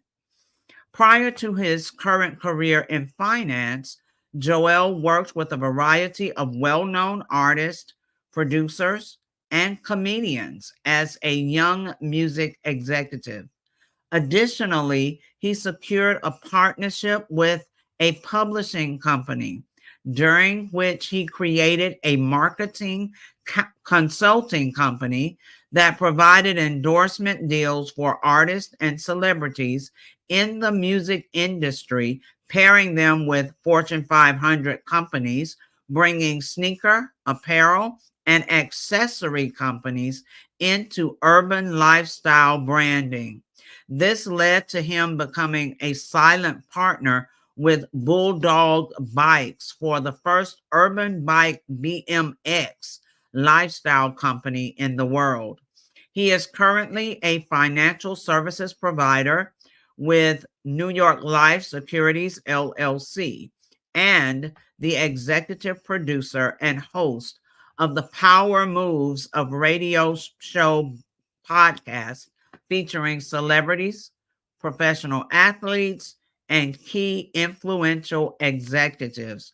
Please join me in welcoming to the stage Joelle Sylvan. All right. Nice to meet you, Frizelma Lynn. How you doing? I love that so necklace and I love them earrings. Woo! Thank you. We welcome you to the stage. I am looking forward to hearing all about what you do, how you help people, and how you are transforming things in this world. So Mr. R.J. Stevenson will be your gracious host and in this fireside chat. Gentlemen, genius is coming, and I'll see you on the other side. All right. So, I love them glasses too. Love them frames. How you doing, Mr. Stevenson? How you doing, baby? What up, brother? Hey, man, just chilling, man. I'm so happy today. Today, my friend's Tribe Called Quest has made it into the Rock and Roll Hall of Fame. Salute to Mary J. Blige. Salute to Dionne, the beautiful Dionne Warwick. Who else made it to the Hall of Fame? I just can't remember the others, but Cher, I believe. But most important for me, the Tribe Called Quest, because of my relationship with their former manager, who rest in peace, Mr. Chris Lighty, baby Chris Lighty. He was the man that when we needed to go on tour, the group that was on my label, we was able to go on a college tour with the Fugees and Tribe. But anyway, this is your show. Man, it's your show. I've been up here all day. We'll talk about you. Listen, man. First of all, we met doing a radio show, the podcast Power Moves, and it has always been. I'm highly connected to music and entertainment, so it's always been intriguing to me to see how you move, like your movements in the music industry and entertainment were real different. Like not being an artist yourself, not being a producer, but being on the side of business deals, being on the side of endorsements, pulling business and music into the same room. You've had some amazing experiences. Now, don't name drop too hard because I don't want no problems. But tell people a little bit about some of the stuff that you've done and your experiences in the industry. Well, let me put it this way. First and foremost, I want to thank God for putting me in connection with my mentors, Bo and Charles Huggins. And so I started off working with Freddie Jackson, Najee, at the age of like 21, working on these folks' albums and really bringing at the time a breath of fresh air in terms of, what, I know what's happening in the streets. Funny story was my mentor Bo Huggins, when we got the music from Mary J. Blige before everybody else heard it, and I was like, "Oh my God, this is crazy! This is bananas!" And he was like, "It's garbage. It's on a 16 track. It's not mixed well." And I'm like, "No, this is what we like. This is what the kids like." Going to 125th Street. Born in Brooklyn, even though I was a Brooklyn guy, I always traveled. So going to 125th Street, on a Friday night, Saturday night, everybody driving their hot whips and they bumping, the mixtapes like the DJ Capri's, DJ SNS, all the DJs that had their mixtapes. People are bumping the cars, and what you heard was folks that could sing on top of raw hip hop tracks. They would take Stephanie Mills songs and have them on hip hop tracks. And so that was coming next, and that's what Puffy took advantage of. At the time, he was Puffy. He was like, "Listen, this is what we got to do," and that's how he made the Mary J. Blige album. It's really a version of the mixtape. And so when we heard it, I was like, "This is mind blown." And the person that worked on that album was a publisher, he's with MCA Publisher. He's also my mentor, James Jackson, and he worked on that album. He worked on that album because he got the songwriters. God rest the dead, Kenny Green from Intro was one of the major songwriters. Prince Marky D and Corey Rooney had some tracks on that album. They were part of his publishing company. So he was very instrumental on that project. But at the same time, he was working with us, with Freddie Jackson, because Bo and Charles Huggins had a publishing company over at MCA. So while you're working, and this is a tip that I like to share with anybody, the most important thing that you can do in your life is make the most out of your time. Invest your time wisely. So even though you might be working, think of your work as school. So when I was at Hush, it was like me going to school and learning music business 101. And so one of the things that I learned was the importance of owning your publishing catalog, because your publishing catalog is the money that keeps coming every single month. It's the residual. Just like life insurance or any type of insurance product, when you sell it, you get residuals. Okay. So with that being said, I learned the art of how to make the deal, how to do contracts from that experience, and understanding that at the time, which is a reality now, this is another tip. Your business team starts with your accountant and your attorney. The attorney usually not only protects you, but also the orchestrator of business deals. Why? Because that attorney also represents other business owners. And so if they know that you have a particular need, or they know that they represent certain people, they will connect the dots. So you're in the midst of lawyers, you're in the midst of producers, you're in the midst of writers, you're in the midst of artists, but what were you doing? So when I first started, I was what's called the production assistant, production coordinator. So we would sit in the meetings and we would talk about, all right, Freddie got a new budget, it's been released. We need to work on these artists. Who are the producers? Who are the hot producers? Joel, I need for you to check Billboard magazine. Look at the top 10 or top 20, and then look at the publishing credits of who are the producers. And that's what I did. And so I would reach out to all these the producers, artists, let them know, hey, I need for you to be on this album. We're working on this new project, and have meetings with them, sit down with them, and then hear their tracks. Because just because they might be a hot producer doesn't mean that their music is going to mesh with the artist. And so I would coordinate that. I would coordinate the studio time. I would coordinate when the music was done and everything was mixed. I would coordinate when we had to go for the mixes. I would coordinate when we had to go to mastering to get the album completed, to turn it into the record company.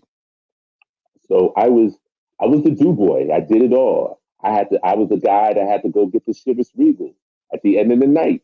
We had the liquor store around the corner, and they were like, "Hey, I need that fifth of Chivas." So it would be about 6, 7 o'clock. Bang! I got to go get the Chivas. Might pick up some Chinese food, and then come back, and then we're still working because we might have to go to the studio a little bit later. We might have dinner with another executive, or a lot of times they used to come to us. So the beautiful thing about Hush Productions, who I worked for when I started, was that they owned the building on Central Park West. They were the only Black people to own the building on Central Park West, which is one of the richest real estates out there. And a lot of the people that used to work with them or just record executives would come in after 6 and they have Chivas with us, and we would drink it up, talk smack, and learn what the intricacies and the politics of what's happening in the industry. So that's basically what I did when I first started out. So you've gone from that level, which is pretty much entry level into the music industry, really entertainment, because normally you don't even get in the room. Like, you don't even get access to do nothing. You pretty much sit around, watch, listen as much as you possibly can, do all the little stuff that sort of creates their level of confidence in you, their level of trust in you, and then they sort of feed you a little bit more till you get to the next opportunity, right? So how did you go from there to you've done shoe deals and all this kind of stuff? How did you how were you moving from the music industry and coordinating those opportunities into a diversified portfolio of work? Great question. So here's another tip. There's enough money for everybody. And my philosophy is, and I've always been like this, is when I'm getting put on, I'm looking to bring as many of my people who are talented. They got to be worthy. I'm not just going to put somebody on just because of the fact that they, my friends. I have to look after them a different way. But what happened was, in the summertime, I was volunteering for the Fresh Air Fund. The Fresh Air Fund, what they did was they took inner city kids, they took them out of Harlem, Brooklyn, wherever, and then we went up to upstate New York, up in the mountains for 6 weeks, so that they can get away from the sirens, all the noise, and just really enjoy nature, do arts and crafts, and just kind of be away from the craziness. Because a lot of time during that time, especially with the crack era, so some of these kids had their mothers and fathers were crackheads. Some of them were pretty much homeless. So this is a way for them to get away. And I felt the need to give back. I was fortunate in the fact that I went to NYU. And because I went to NYU, that's how I heard about the Fresh Air Fund. So I was committed to that. And so when I went that summer, I ended up meeting up with my future partner, Jimmy Mack.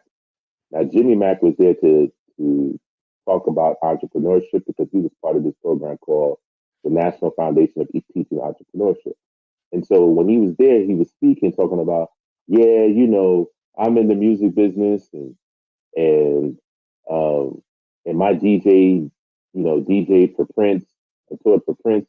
And I was like, I know pretty much a lot of people in the industry. I don't know this Jimmy Mack guy.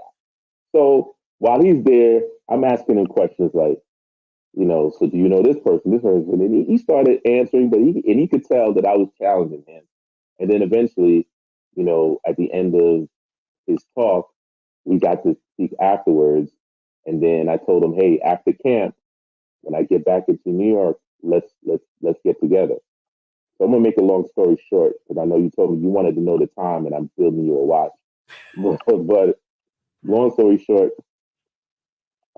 we met up, and I introduced him to Bo because in looking at his history, I already knew where my weaknesses are and my strength. My strength is networking, putting things together, things of that nature. But when it came down to marketing and branding, that wasn't my thing. Like the gift of gab is there, but marketing and branding, I realized that was his baby.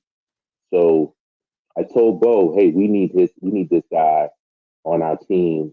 This is the youthful energy that we need because, they were older than us. And I was like, listen, you need some fresh energy. And through that converted into a joint venture with ourselves and Hush Entertainment for us to do our own label and management company. And because of that, that gave my partner Jimmy Mack some confidence because now he can say, "Hey, we're part of this record label and music entity," and now he could reach out to a lot of the companies he was dealing with because at the time he came from the BMX world, so he was used to creating sponsorship deals with Fox Racing and Oakley Sunglasses and a lot of the companies. And so he took that same skill set and applied it to what we were doing with, at the time, it was going to be called Up Jam Entertainment for our artists that we were signing, which we were in charge of like the hip hop. So we had the infamous Craig G. We had some other artists that were not as known, but we were kind of developing them and this, that, and the other. And then he leveraged relationships with Lugs, Reebok, with like I said, Oakley Sunglasses, Fox Sports, and that's what converted us to allow us to be able to also do sponsorship deals. And then we were doing product placement deals because we have relationships with pretty much all the majors. So when they were doing videos, we helped source those sponsorships to those folks for the videos. So they loved it for us. So it sounds like diversification has sort of been your line to success. Like you've gone from diversifying in the entertainment industry to insurance, right? How did you we used to talk about power moves all the time and talk about transitioning from one career field to the other. How did you get into financial services? I mean, there's green money in music, but that's a long throw distance away from the music industry. How'd you end up in that industry? I ended up in that industry because I ended up leaving the music industry after being involved for almost 10 years, and then I went into corporate America. And in corporate America, I did some hospitality. I worked in the hospitality industry. I worked in the technology industry, and then eventually I found myself in the financial services because they were recruiting me. When they looked at my background, they were like, "Wow, first of all, they're just all in awe, like you were in the music industry. Oh my gosh!" And then they saw my other various backgrounds, and they said, "Hey, you know what? Would you be interested?" And at the time, I was like, "Nah, I'm not really interested because it was 100% commission. I had a family, young family. I'm like, nah, I need a little bit of a base salary, and then I could do some commissions." So then I ended up working for a company called USAA. Got into a program. I was selected to get into a program in which they paid for my licenses. So I got my Series 7 license, 63, 66, 65, to allow me to not only understand investments, how to read annual reports, but also how to, invest and how to provide really rock solid advice. Because a lot of times, more than not, most people are clueless on how the stock market works and things of that nature. And so as I studied it and got more familiar, then I was able to really craft myself in focusing on the military because USA was a military company. And so I really hone in on helping our military families really establish that generational wealth, because they don't get, and salute to our military brothers and sisters, they don't get paid as much. However, the benefits that they do get, such as their housing is paid for, which is called BAH. Their the fact that they get money for allowance when they move. They get all these different allowances, and the most important thing is they don't have to put much money down when they buy a house. And so a lot of times I would tell them, hey, listen, you're getting paid. Why don't you just buy a house? Because the money that they're giving you is tax-free money. And that tax-free money, you could be using that to building not only an investment portfolio, but also a real estate portfolio. Because what people don't realize is, just like you said earlier, diversification. The real estate portfolio allows you to reduce your taxable liability. And if you want more information on that, make sure you get with a good accountant, you get with CPA person, or you can contact me directly, and I can help you build that team.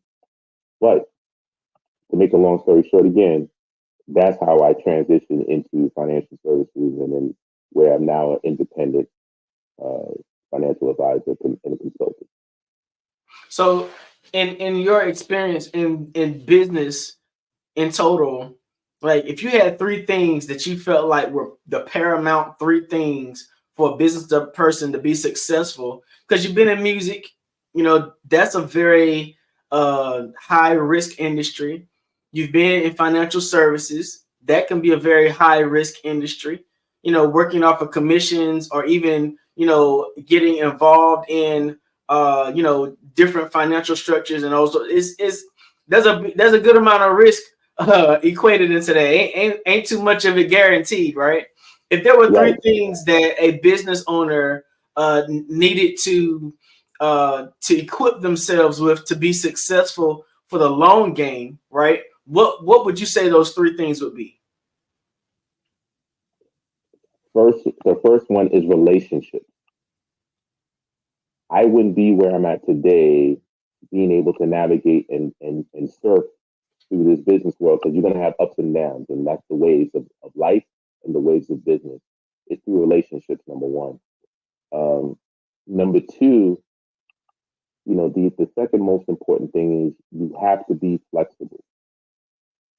And number three, always learning. You must always look to learn. Even right now, personally speaking, I'm back in school at Arizona State University, getting my master's in legal studies, just to complement, as I'm providing advice, not just only for financial advice, but just, to support, small business owners when it comes down to doing agreements. Instead of calling it a contract, it's an agreement. And like I said earlier, the most fundamental aspect of being in business is the relationship with your customer, the relationship with your vendor, the relationship with other business owners, because you just never know where the next deal may come from. It may come from one of the three: your customer as a referral, your vendor potentially as a referral, or even other business owners, maybe even competitors. Don't be afraid to talk to your competitors, because what they look for as an ideal customer or client might be and what they may not like might be perfect for you. So you have to have that flexibility. So like you haven't had like a major experience in music industry and then the financial investment and securities industry. What suggestion would you give to prospective youth now who are interested in music? Because the music industry is completely different now than it was in the past.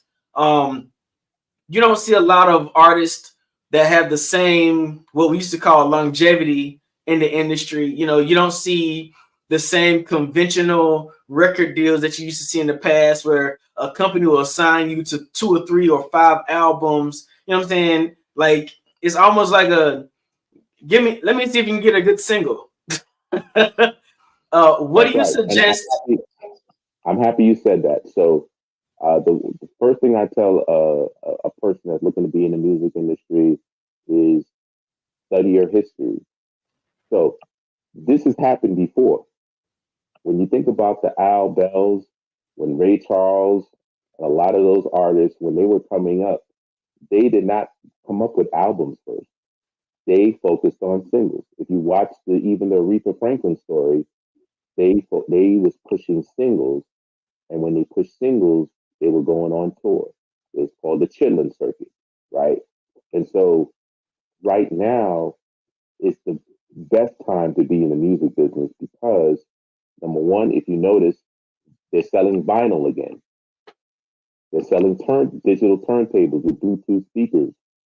So you can now have a physical product on in addition to the streaming, so that you can combine both of those to actually make money. So if I was an artist, I would go to the churches. The churches are nonprofits that have resources and they have access to grants. I would go to them and say, hey, listen, you know what? You may not like my music. However, I can bring some money to the congregation and the congregation is going to love me because, you know what?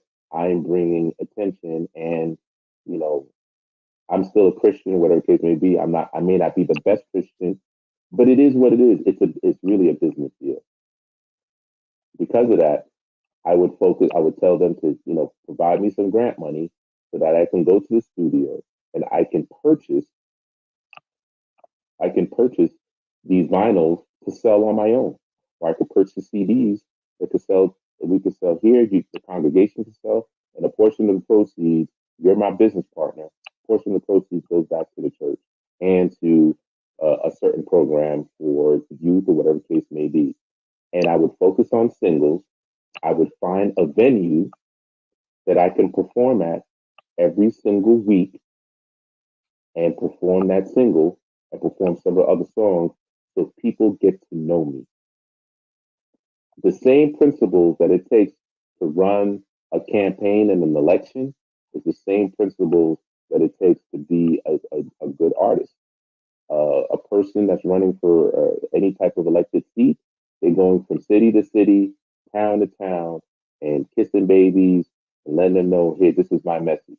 Well, as an artist, you need to do the same thing, especially if you got a single and you got one that you really believe in. You got to go to venue, perform your music, and make sure you have a tablet that has a landing page.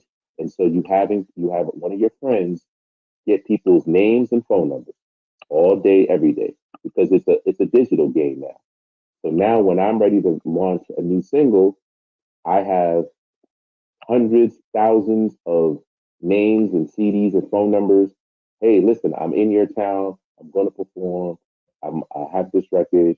Check it out. You have exclusive rights to it. And you don't have to sell it for $10 anymore. You can sell it for $100. That's what Nipsey Hussle did. Have you gotten involved with any NFTs and those sorts of things yet in terms of the music industry? I personally have not yet. However, I know people like right now, that is the way. As a matter of fact, they're combining NFTs and blockchain together. So blockchain is designed to give you that, not only the privacy, but also now it's hard for people to just copy your stuff, right? And with AI, you know, you can mass produce a whole bunch of things. You can get really creative.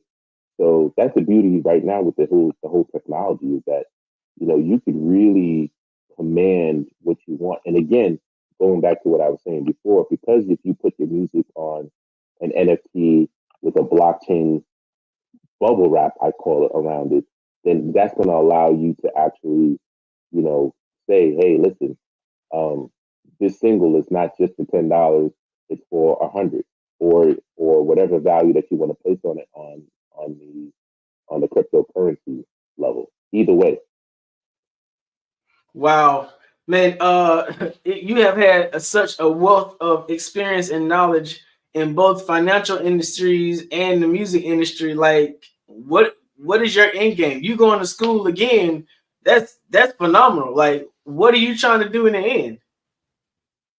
So what I'm doing is I'm looking to build a media company, and so my business partner, Sol Wallace and Bart Phillips.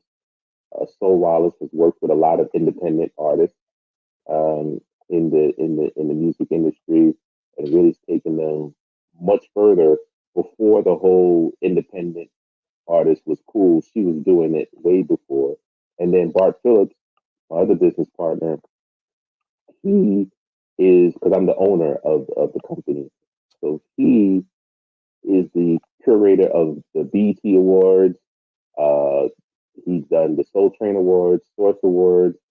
He's done commercials, working with the Black ad agency, the Burrell Communications Agency. He's also done videos, worked on documentaries. Right now, we're working on a documentary for uh, Don Cornelius and Soul Train. So really excited about that. And we have another documentary that we're working on as well, coming soon. Can't really say too much, but it's a global artist. And we're also discussing social change and social justice change. We also have some podcasts that already been recorded, um, that we're looking to resurrect and do similar to what you were saying, almost like that 3.0, where we're going to combine the metaverse with um, leveraging AI and creating visual backgrounds while telling the story.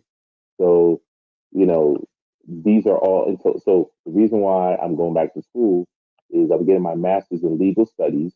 So it's not me becoming an attorney.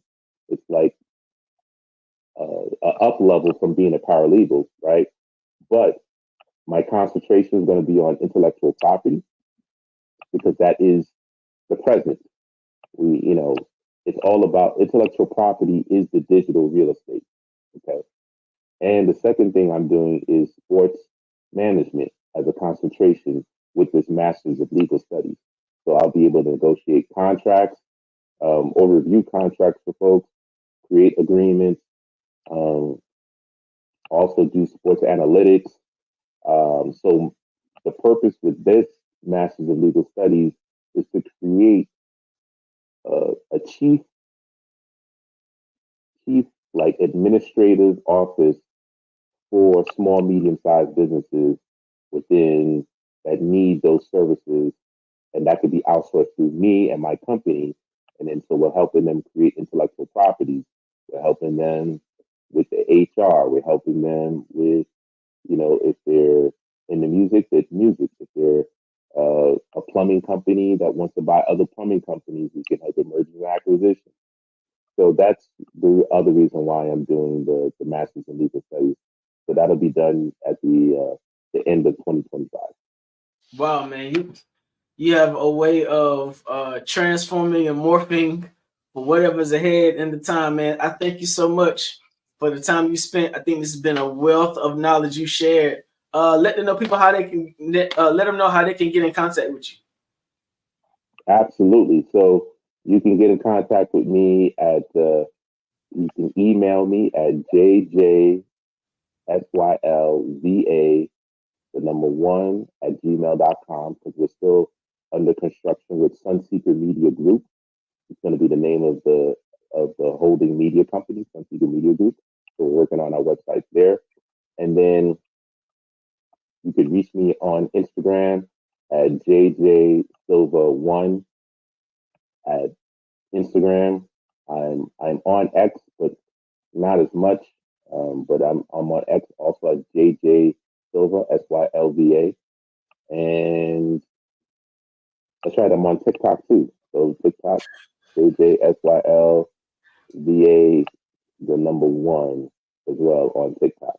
Now I haven't done much yet. All this studying is kind of bananas. So between business and studying, I'm not that active on social media, but you can DM me there, and or if you want to dial me direct, my number is 646 867-3065. Again, 646-867-3065. I got to keep the New York in me, that's why. All right, gentlemen, it has been amazing. I was listening, I was taking notes. Oh, look at that. He has the New York cap up. Joel, one thing I do want to say, I love the tip on treat work as school, because we should learn everywhere we go. If we're open, we can learn everywhere. And when work is constant learning, you constantly grow. And so I love that part so very much. Thank you for being our guest. Thank you, Mr. RJ, for leading this fireside chat. And Genius is Common. I'll see you on the other side. Yes, ma'am. See you on the other side. All right, ladies and gentlemen, again, I am Frizelma Lynn. I am the Parenting 911 coach. And I want you to know that those of you who are parents, even grandparents, if you're struggling with the relationship with your children, if you're struggling with knowing what to do, go to www.parenting911.org and set up a discovery meeting with me. Also, I need to let you know that we are growing and moving and elevating, and we will be launching the Parenting 911 University this summer. Just as every school needs an SRO, every school also needs a Parenting 911 coach. We've got to bring parents back to the decision-making table and genuinely include them in the decisions for their children's academic success. So if you are a retired teacher, a retired educator, recently over the last couple of years, please go to www.parenting911.org, set up a strategy session with me so we can talk about what your future could look like. All right. Now, the Black Business Expo's mission is to raise funds for high school seniors going to college or K through 12 entrepreneurs. This expo is a fundraiser for students. You may go to www.blackbusinessexpousa.com to donate to the scholarship fund, or use the Cash App that is on the screen below, $BBXUSA. Our goal is to give laptops and up to $5,000 to 10 students. Students can register online at www.blackbusinessexpousa.com. Every dollar counts, so we want to remind you to donate to the scholarship fund. We want to thank our Black Business Expo USA sponsors for April 2024. NC100, Moody Capital Partners, Suede Soul, BDM Media, Lotus Richey Coaching and Training, Carolina, Virginia Minority Supplier Development Council, Step Management, Hello LLC, BHS and Associates, Margie McLean Foundation Incorporated, Genius is Common, Earth Essentials, Mullane Shawnee Global,